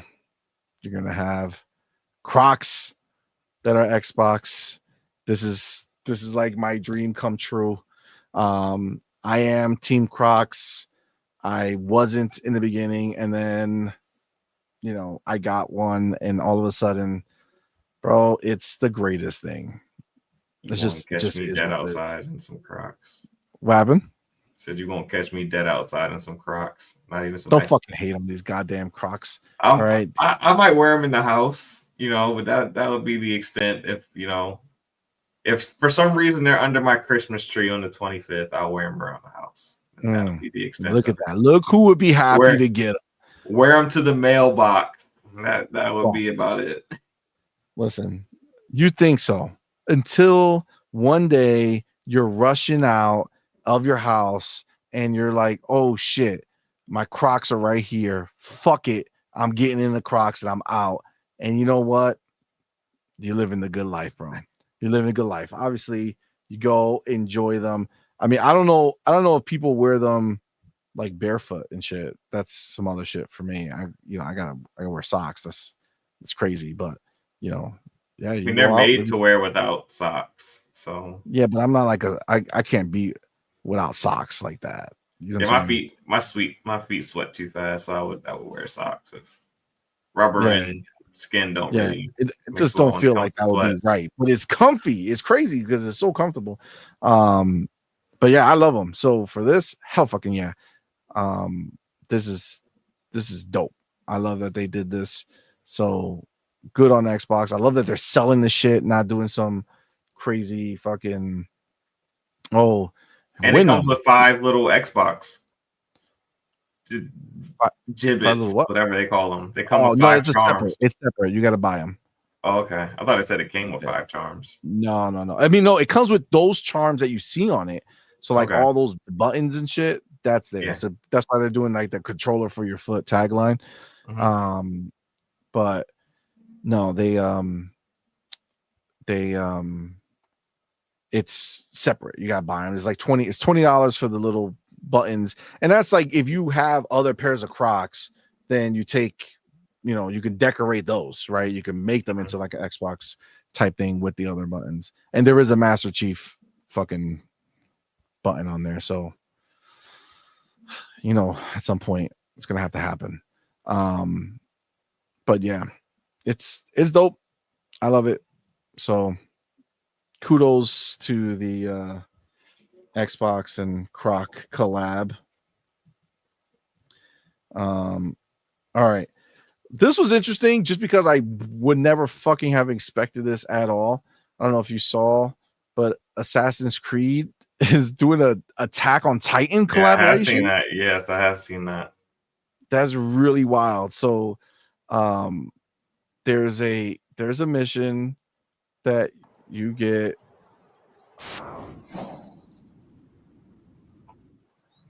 Oh, your mic cut out. What? Is he still alive? Yes, you got the audio of the game, but no audio from you. Underground stronghold nearby. You can't hear me right now? Now I can hear you. Oh, I don't know what the fuck happened. Maybe it's too loud. Let me No, you're good. Everything's got everything's both of fine. you now. Yeah. All right, cool. That one. Yeah, so there's like Is he this. still alive? Let me put the video up here so you Maybe guys can he's see out. it. I'll put it from the beginning. Yeah, so there is a quest. It's on Attack on Titan. There's another video. I don't know if I have it, but it's That one. actually Is he still like alive? basically way more in depth. It's actually showing Maybe you these outsiders a- built an a lot underground of, stronghold nearby. a lot of it and like how it actually plays and does like that. It's pretty cool. I mean, look, I feel like I don't understand what place it serves in Assassin's Creed. Like, I don't know what the fuck Assassin's Creed and Attack on Titan Nothing in have common, but it's just a have good in common. crossover. Yeah, it's just a Yeah, crossover. it's wild. But I do I haven't seen a know. Titan yet. Yeah, I know. I don't know if there's a Titan in there. I think it's just like I know that like later on it has like some animation, like it looks like it's drawn from Attack on Titan in a certain part, or maybe that's just how they made it look to me, and I confused it. Yeah, I saw Mikasa in the little promo video, and yeah, I saw a little something. Yeah, I mean it's dope. You know what I'm saying? And that's how you keep things interesting, though, right? Yeah. Because it makes me want to go back, and I feel like I have to do that little. I just wonder where all the people who were talking about Call of Duty skins aren't realistic. Or they're gonna say that Aaron and Mikasa weren't in feudal Japan. Facts. They weren't samurai. Yeah, I don't know. I think that's cool, man. Anything that you can keep the games interesting and doing, like, not taking it too seriously, not forgetting that first and foremost, this is a video game. It should be something that we can have for entertainment. So although it's, Assassin's Creed is, more serious, still fucking do it. I mean, we know in previous, games, they've gone wild with their DLCs and shit. Now, this is not a DLC. This is just like a mission. But that's sick. Give me more, right? Give me more of that. Do cool stuff that's different, right? So yeah, I'm definitely down for that. Oh my god. I saw this I was like, oh my god. So when it comes to the full screen experience, this Dee Batch had a little statement here, and I don't know if at this point I don't know if it's just like a routine, like a comedy skit. Like, is it something that like they're not like they're really pretending that hard? I don't understand. So he writes, obviously the full screen experience is going to everything, right? So he says all PC handhelds are now Xboxes. In fact, you can turn your PC into an Xbox 2 now. Everything is an Xbox, so nothing is an Xbox. He was cooking up until everything is an Xbox. Yeah, like he was just making statements that were true. And then he says everything is an Xbox, so nothing is an Xbox. Are we like, what the fuck? Like, what is he like, how do you not understand that if everything is an Xbox, then everything is an Xbox? Yes. It's not nothing. Nobody cares about the one motherfucking box, my dude. No one cares. We care about the games. We care about the games. Where I play said game doesn't really matter as long as it suits me. The Xbox controller suits me.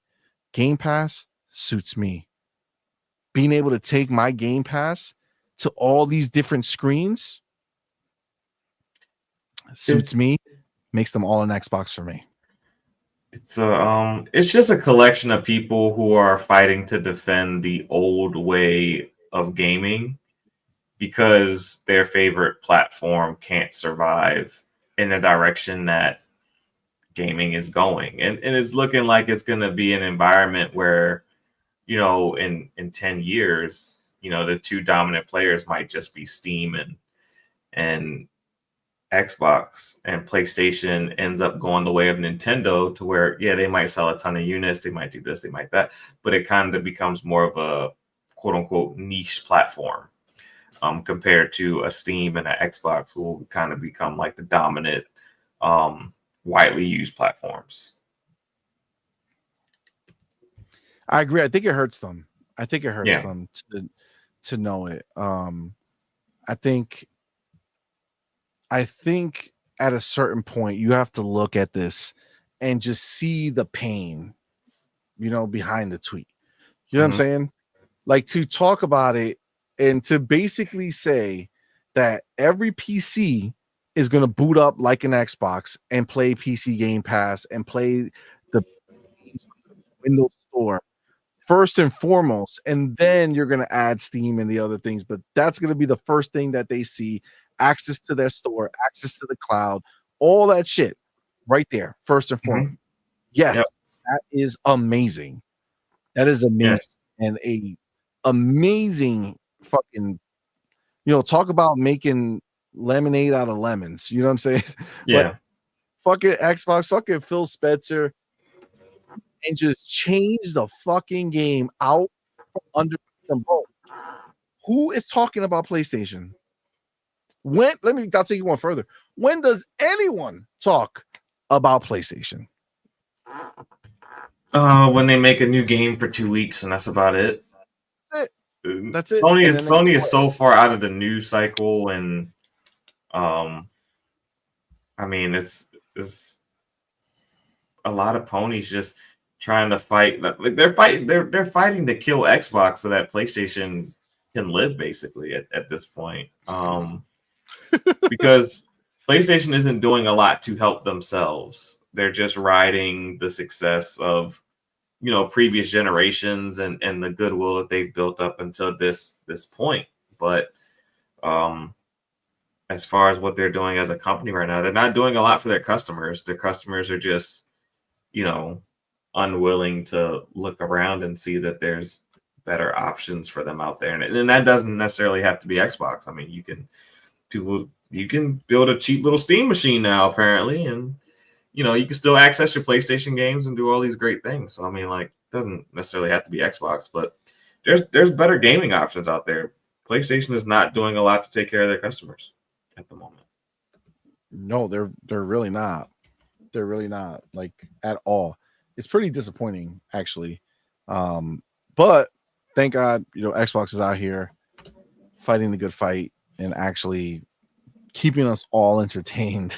Yeah. Which is I mean, if people were smart for a generation, they would say fuck PlayStation and fuck Nintendo for because then they would fix their issues. Like if people just said, oh, the Switch 2 is not it, we're just not going to support this. If people said, oh, PlayStation 5, you're kind of failing us right now, we need you to do better, and they stop supporting it, they would actually get better, but nope, they decide to just everything's great over here even though it's not.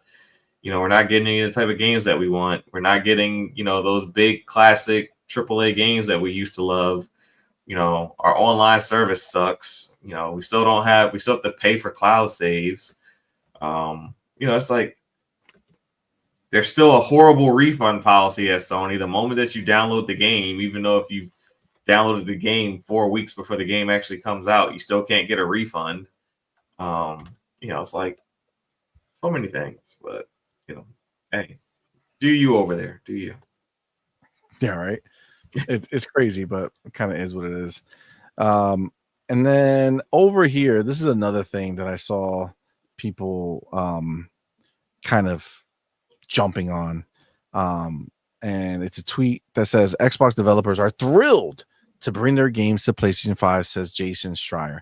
So I do want to read the story, but before we even go in there, I'm sorry. Duh. You know what I'm saying? Like, would they not? Yeah. Like, who the like? Of course, they're fucking happy to bring their games elsewhere. Just like the PlayStation devs were fucking through the roof to bring their games to anywhere other than PlayStation. It has nothing to do with their desire or love for their console that they normally ship on. It has everything to do with the fact that all devs want their games to be played by all players. All right. Nobody makes something saying, I hope only a certain group of people get to experience this. You would think that these people who make these tweets don't work in corporate America and don't understand how corporate America works. Like, because if I release my game to other platforms and I get more sales and I go way over target, that bonus is going to look really nice that I'm going to get. So of course I'm excited. Like my money's good. Like I'm going to benefit from the fact that the game goes over to PlayStation, and if it sells way over target, my holiday bonus is going to look quite amazing. So yes, I'm going to be excited. It makes sense. Like it makes too much sense. Like I don't understand why would that even be like news? You know what I'm saying? Like oh wow, they're excited. Of course they're fucking exciting. Like they're excited. They want their games played by everywhere. They want a fair shot for their games to actually be talked about the way they deserve to be talked about, because putting their game as an Xbox game leads to a bunch of hate on a game that deserves so much more, but won't get it because it's an Xbox game. It's fucking crazy. But before Keeper might have actually got a reward. Might have actually got a nomination if it was a multi-plat, because it should have got best art direction. What fucking platform holder, first party platform holder, releases more than 10 games in a given year, all high quality games, and nothing gets the nom? Come on, man. Fuck out of here. They're full of shit. Let's get the homie JD Gamer in here before we read this article. Says, first of all, thank you for being here, my brother. Thank you for the $5 super chat. Says, do you know how sad but funny it is to watch really smart ponies twist themselves into pretzels trying to spread FUD because that's all they have left? Bro, you ain't lying, bro. You ain't lying. That's 100% what they try to do. They spend their whole time trying to literally make themselves feel better about their situation and try to make their audience feel better about their situation, because they train their audience the same way as they're trained, which is exclusives the only way that works. If you don't have exclusives, it's a problem. Except if PlayStation gives away their exclusives, then it's okay. Then it's okay, and it's rational and it makes sense. Why wouldn't they? But if they don't, then It doesn't make any sense to do. I think smart ponies realize that the value of their platform is in their exclusives, and that if you strip away the exclusives, the other platforms are all better. PlayStation hasn't done enough for their to enhance their platform that, you know, outside of exclusives, they don't measure up to Xbox or Steam or any of these other big platforms. They actually need the exclusives because it's the only thing that, you know, really justifies having the box when you compare it to what the other platforms provide. Agreed. Yeah, I mean, it's really the only thing that makes sense now, right? Now going forward.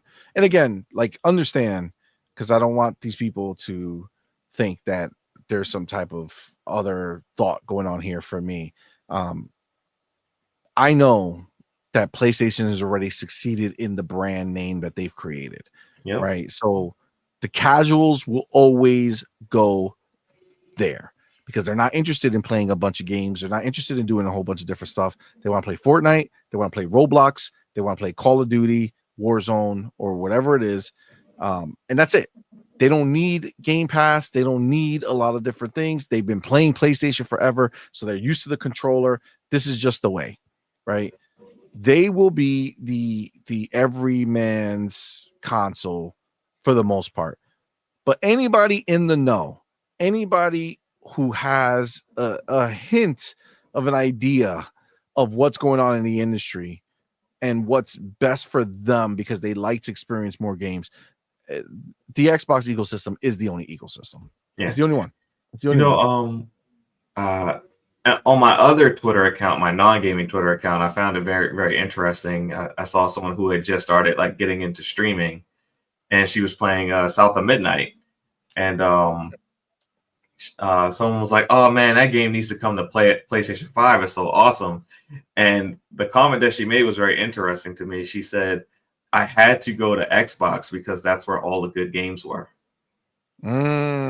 She's not in the console war. She doesn't know nothing about that. She just, you know, decided that she wanted to start streaming, and, you know, the type of games that people were asking her to play, she was like, "I gotta go to Xbox to play these games." So it's not like Xbox doesn't have some form of exclusivity of content and things like that. It's just a little bit different.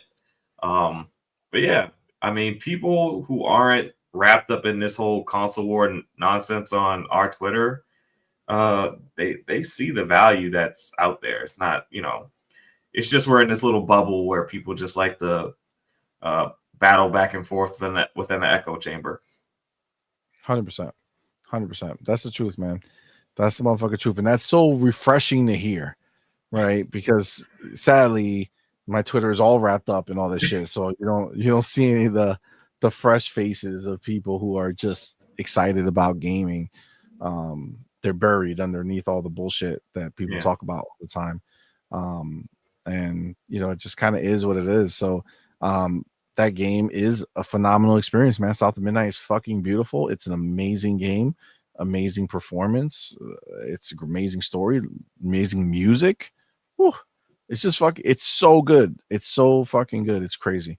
And yeah, you know, look, Xbox they do have exclusives, but it's not a oh my god, we have these exclusives and that's what we're trying to market. Hey, play this exclusively here. I think at the end of the day, they know that, you know, it's just time. It's a smaller game. It's not going to make some huge big bang by putting it everywhere. Eventually it'll go over at some point once they find the need or the hole or the desire to do so. But, you know, at the end of the day, it doesn't matter at this point. They'll figure out and sort it out. We do have the homie JD Gamer back with a $10 super chat, officially becoming the biggest super chat of the night. Sorry, Mac. Your boy JD. It's not fucking around. JD Gamer. All right. So your boy JD Gamer with that $10 super chat says, ponies are literally sad gallopers wishing PlayStation gave them half of what Xbox gave its fan base. It's all about the games. If you bought a console for any other reason, you have lost your mind, and we have them.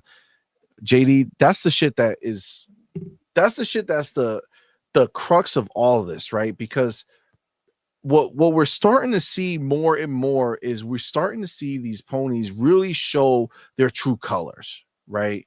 These people who are caught up in the corporate, bootlicking. This is the belief they have. Oh, you guys are corporate bootlickers. You don't have to change what you believed before because new information was done in front of you. You should have stuck to your guns and say exclusives are the only way. And like, shut the fuck up.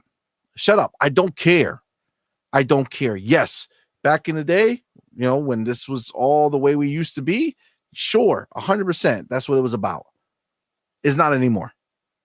Okay, it's not anymore. Don't care about it. What I care about are the games that I have access to play, and I have more games than I have ever had access to at any given time, because there's no sane person who will just go and buy every game that releases every fucking month, right? You pick and choose the games that you want to buy. Now I don't have to do that. Now I get delivered games right to me every single week. Basically every week to 2 weeks there's new drops of games coming in, and it doesn't stop. And I can decide to play the new shit or keep playing the old shit. It doesn't matter. I'm free, right? I'm free. I can make the decision. That's the beauty of it. And that's where we are. At the end of the day, it's all about the games. And frankly, the amount of games that you can play only on PlayStation is not worth owning a PlayStation. And that's the fact. Just what it is. And then we have the homie JD Gamer back with a $2 super chat. Appreciate your brother. Says pathetic poor beggar pony still got no games. Bro, you were saying that so long ago, JD, and it just holds more and more true every day. You know what I'm saying? Every day. Just is what it is, man. It just is what it is. So Brad. Yeah. Is wild. But let's read this real quick and then we'll wrap it up. So this is from Tweaktown. Says Xbox developers are reportedly you don't have it. Xbox developers are reportedly thrilled to bring their games to PlayStation 5. What the fuck? Get this shit out of my screen, bro. What is this? Is there a way to exit this big ass shit? Is there no way to exit? I do such a small, tiny little thing. I do Control minus, and it makes the screen smaller. There we go. Good man. Good man. All right. So Xbox developers are reportedly thrilled to bring their games to PlayStation 5. Microsoft game developers are apparently quite elated about launching their games on PlayStation, likely because it means more potential revenue. Yeah. TLDR, Microsoft's decision to break game exclusivity and release Xbox first-party titles on PlayStation has boosted revenue and developer enthusiasm. This multi-platform strategy addresses profit margin challenges from Game Pass and hardware losses, enabling studios like Halo to expand their audience while supporting Microsoft's goal of a 30% profit margin. Microsoft first-party game studios are happy about the decision to break exclusivity and start selling games on PlayStation. Bloomberg reporter Jason Schreier says, wait, where am I? Okay, last year, Xbox made a decision to break exclusivity and bring 4 games to PlayStation. This was a Pandora's box moment, and soon it was confirmed that any game could cross over to rival platforms. This move has proven to be popular for both executives and game developers, as Microsoft is making more money now than it ever has before, sometimes even dominating the PlayStation Store's top charts. That's a slap to the face. Now, in a recent interview with 404 Media, Bloomberg's Jason Schreier says that Xbox first-party teams are excited about launching their games on PlayStation. After all, this means more revenue for individual studios, all of which balance their own books. Elated teams include Halo Studios, who recently confirmed that all future Halo games would come to PlayStation. Was that recently confirmed? Did I miss that? No, they never said all Halo games would go to PlayStation. Halo breaks exclusivity. This is last month. Halo breaks exclusivity for good. Halo is on PlayStation going forward. Xbox Studio confirms. Halo Studio confirms that future Halo games will also come to PlayStation as Xbox embraces a new era of exclusivity, breaking multi-platform releases. Xbox is officially done with exclusive games, and that includes the once console-defining Halo series. The newly announced Halo Campaign Evolve isn't the only Halo game coming to PlayStation. Halo Studios has officially confirmed that future games in the series will also arrive on PlayStation, lining up with previous rumors of a cross-platform Halo Live multiplayer game. It's really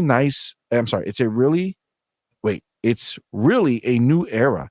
Halo is on PlayStation going forward, starting with Halo Campaign Evolved. We're just kind of knocking down walls. We're going to come together. We're going to sing Kumbaya. It's going to be great. Blue and great, I'm assuming green, coming back together again. Halo Studios community director Brian Gerard said during today's Halo World Championship 2025 stream. How did we miss that? That's wild. I feel like I would have noticed that. I mean, I don't think he's saying anything that isn't known as far as like future Halo titles. Because the next Halo title is live service. Anything that's live service is going to go to the PlayStation. But I think the way that it was worded was like you're going to get Halo 2. You're basically going to get Master Chief Collection potentially. That hasn't been announced. We don't know anything about that. But I don't know. I don't think he's saying old. He's saying going forward. Yeah, going forward, that anything that's live service, yeah, that makes sense. Yeah, I wouldn't disagree with that. Well, I mean, but it also could just be a new single player Halo. You know, whatever the next Halo is. Are they doing another? Yeah, I don't see. Yeah, but they're not going to get rid of the next Halo. They're definitely going to make a new Halo. Yeah, I know they're going to make a new one, but I can't imagine a new Halo releasing without a multiplayer component. Well, I think the multiplayer component is happening separately now. Or they might do it like Call. I mean, we gotta wait and see, but it might do it like Call of Duty, where the campaign is like inside of like Halo HQ. They might do like a Halo HQ, like they have a Call of Duty HQ. That's a possibility. I don't know. I mean, they can, but that's also Master Chief Collection already, right? So they would basically have to start like a new one, right? Like a new HQ. It's not quite, but it's like similar concept. All the Halos. Yeah, similar concept. Yeah. It'll just be new Halos going forward and not the old Halos, which is also I can see them doing. I gotta tell you, not for nothing. That's the way you go ahead and break into that chart permanently. Yeah. You know what I'm saying? That top 10 most played, you get out of the individual Halos and start launching an HQ that every time a new Halo comes out, it just goes in there, and whatever people are playing doesn't matter. It counts for the whole shebang. Yeah. I mean, I would like that. I mean, I think that's smart, actually. People are so wrapped up in this dumb exclusivity argument that like they don't realize like if Halo grows to like 30, 50 million players and it's like in the top 5, like that's the win. The win isn't in it being exclusive. The win is in as many games as you can get into that top 10. That's the win. Like that's Yep. You don't think what do you think PlayStation is making all these live service games for? They want to be in that top 10. That's what they're aiming for. After Fortnite and 2K and the sports games and all that, and Grand Theft Auto, they want the other spaces the rest of the year. That's what they want. So the more of those spaces you take up, the better. If they could do that without an acquisition, that's dope. Because that's the goal. That's end game. That's what they want. They want to be literally. They want all the games that people are playing. That's what they want. They want to own the people's mind share, right? What people are playing. I mean, look, we kind of don't really talk about it too much. We talked about it a little bit on the other show, but like the fact that Fortnite is now on the Windows PC stores, the only place you could play Fortnite outside of the Epic Game Store, and now with the full Xbox experience, everybody who wants to play Fortnite on PC is going to play it through the Xbox store. It's just going to be the way. It's going to be the standard, the de facto. People are not even going to think about the Epic Game Store. They're going to have this new piece of tech that they can just play Fortnite on, and it's going to be available right through the PC store, the Windows store. They don't have to leave. That is a huge, huge, huge W. I think that's a huge W, and that all kind of plays into this, to what's happening here, right?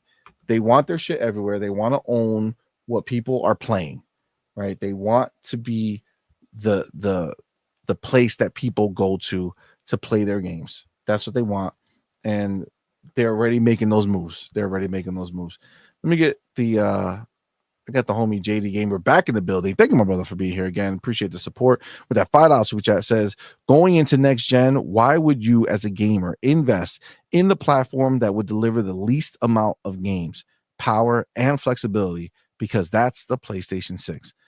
Facts. Again, JD Gamer, I agree 100%. I think if you're anybody in the know when it comes to gaming, you're going Xbox platform going forward. I don't think there's any other way if you're in the know, unless PlayStation makes some big changes and all of a sudden they start dropping a bunch of fucking games all the time, and they kind of double down on the exclusive shit, and yeah, they might have some more people go that way. But by the time, outside of that, I just don't see it. It doesn't make any sense to me. The homie Fillmore Pocket says Forza and Halo can join that top 10 list. Gears can too if they really lock in on the multiplayer for the next game. I agree. I mean, honestly, if you do what you suggested, you can this is the thing. It's funny because Xbox is not looked like it, but like they're not looked upon this way, but they have key franchises, right? That are very big franchises. And you could do that Halo HQ. Fuck, you could do a Gears HQ. You could do a Forza HQ. You could make it where every Forza game goes into this fucking bigger list because they are all different, right? They're all different places. You have access. You could just kind of go in and decide which Forza you're going to play. I mean, there's a lot to that idea, right? There's a lot to that idea. That's what Call of Duty does. Call of Duty doesn't care which Call of Duty you're playing. They just care that you're playing Call of Duty, right? I mean, but not every Call of Duty is in the HQ, but going forward, every Call of Duty is in the HQ. So yeah, it's not the old ones. It's from when they first started. I don't remember. Yep, and Xbox can do the same. Xbox can do the same thing with their other big franchises. They could do it with Fallout. They could do it with, Halo or Forza or Gears of War or shoot, they could do it with Obsidian, with the whole Avowed and Pillars of Eternity franchise all being connected. They could start doing that. They could have a Fable HQ where they roll all the Fables into, a thing.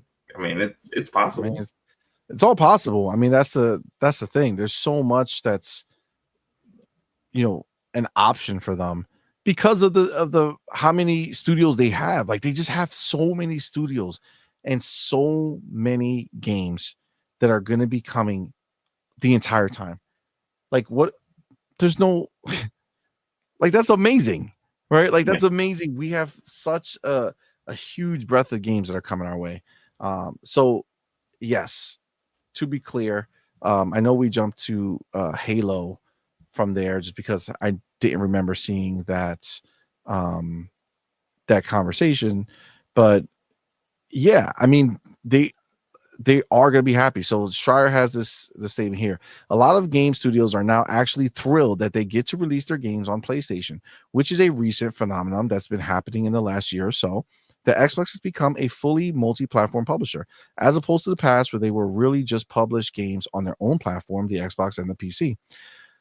The topic at hand focused on Microsoft's new target for a 30% margin at Xbox, which is a steep goal for the division. Microsoft has two forces working against it. Game Pass. Okay, but are you done? Okay, that was just to wrap up and put more words in the thing in the article. But yes, I mean, look, at the end of the day, this is a common sense fucking situation, right? I don't know what developer will ever not be more excited that their games are everywhere.